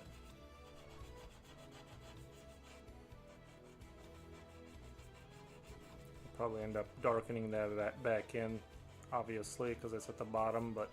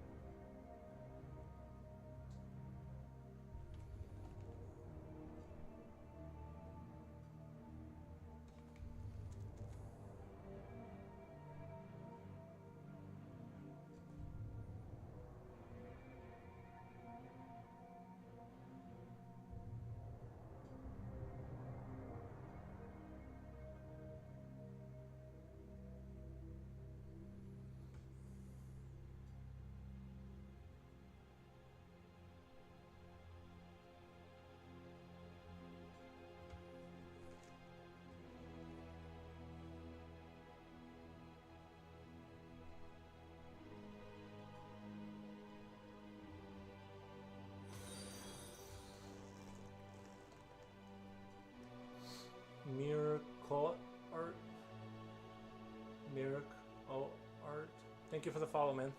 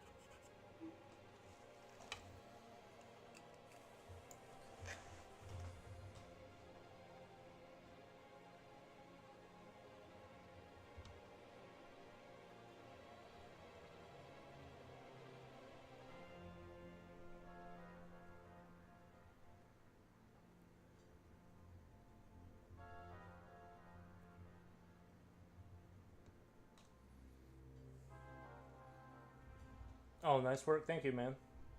Let me zoom in here a little bit. This creature's a little bit weirder and like less relatable, but I don't know. I thought it turned out. It's turning out pretty interesting. Like the head and everything. There's like fish all everywhere. We wanted like these like little fish, kind of, you know, the kind you see in whales or something.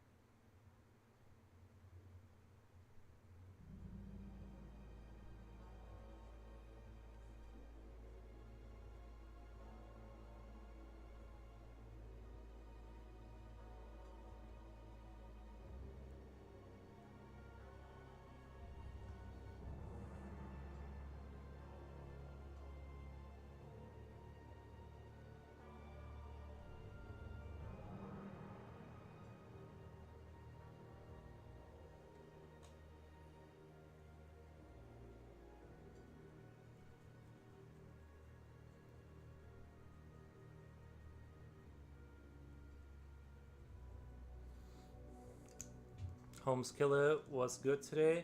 Today's been awesome. I can barely tell what it is. It definitely looks like it is attached to a creature or something. It looks like it's attached to a creature of some sort. Uh, Work got a little busy for me. Yeah, work be that way. Work be that way.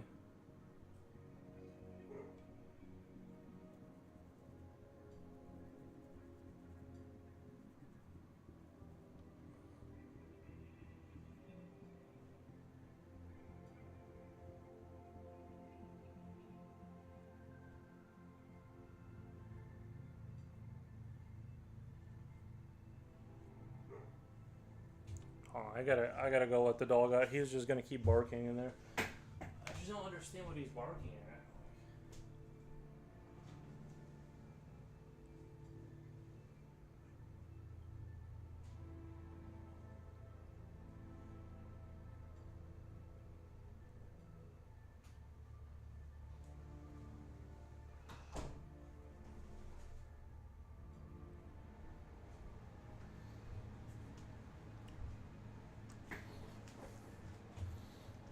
I can't even sit down and draw for 8 straight hours without being distracted.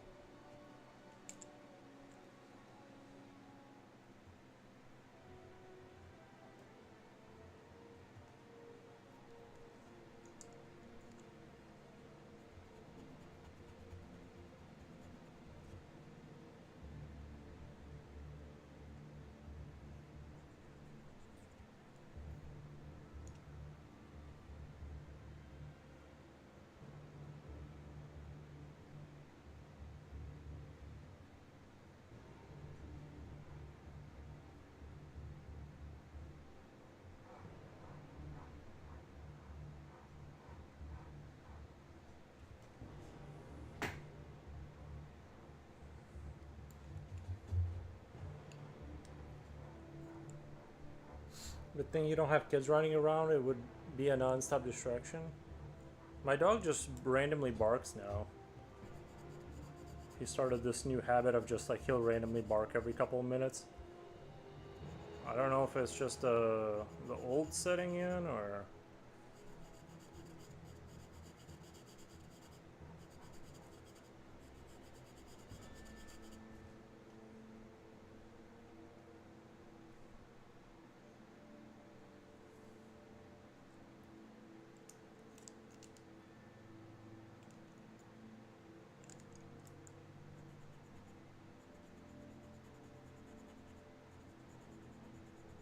Yeah, no, this would, if I had kids, this would have to be like in a separate office or something.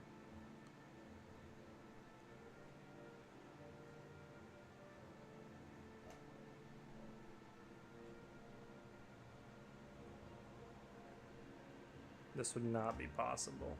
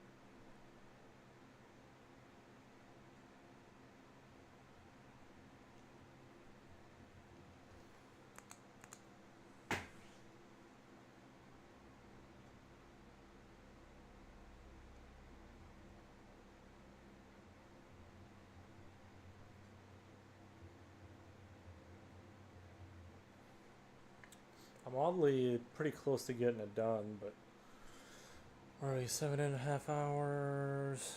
Yeah, I'm not gonna get it done to the rendering standard that I want. I'm gonna have to finish this tomorrow.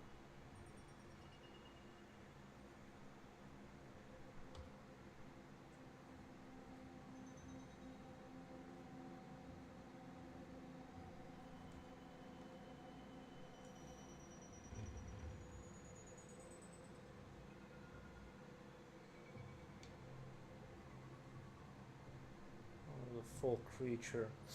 I like the design. I like the way the design came out in the end. I would maybe kind of cool if this was also connected to the back, creating this sort of geometry, kind of like this repeating geometry.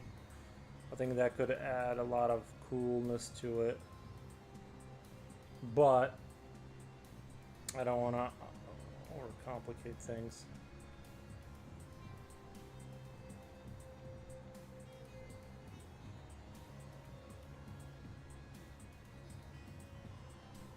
If that's connected right there, that's gonna look really cool, I think.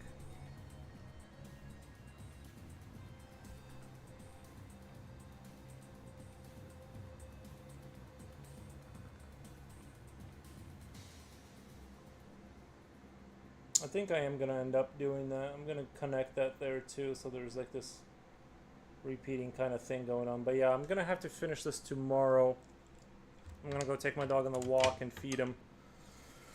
7.5 hours is a pretty good amount of time to draw, but I think I'm gonna need to get out of here for the day.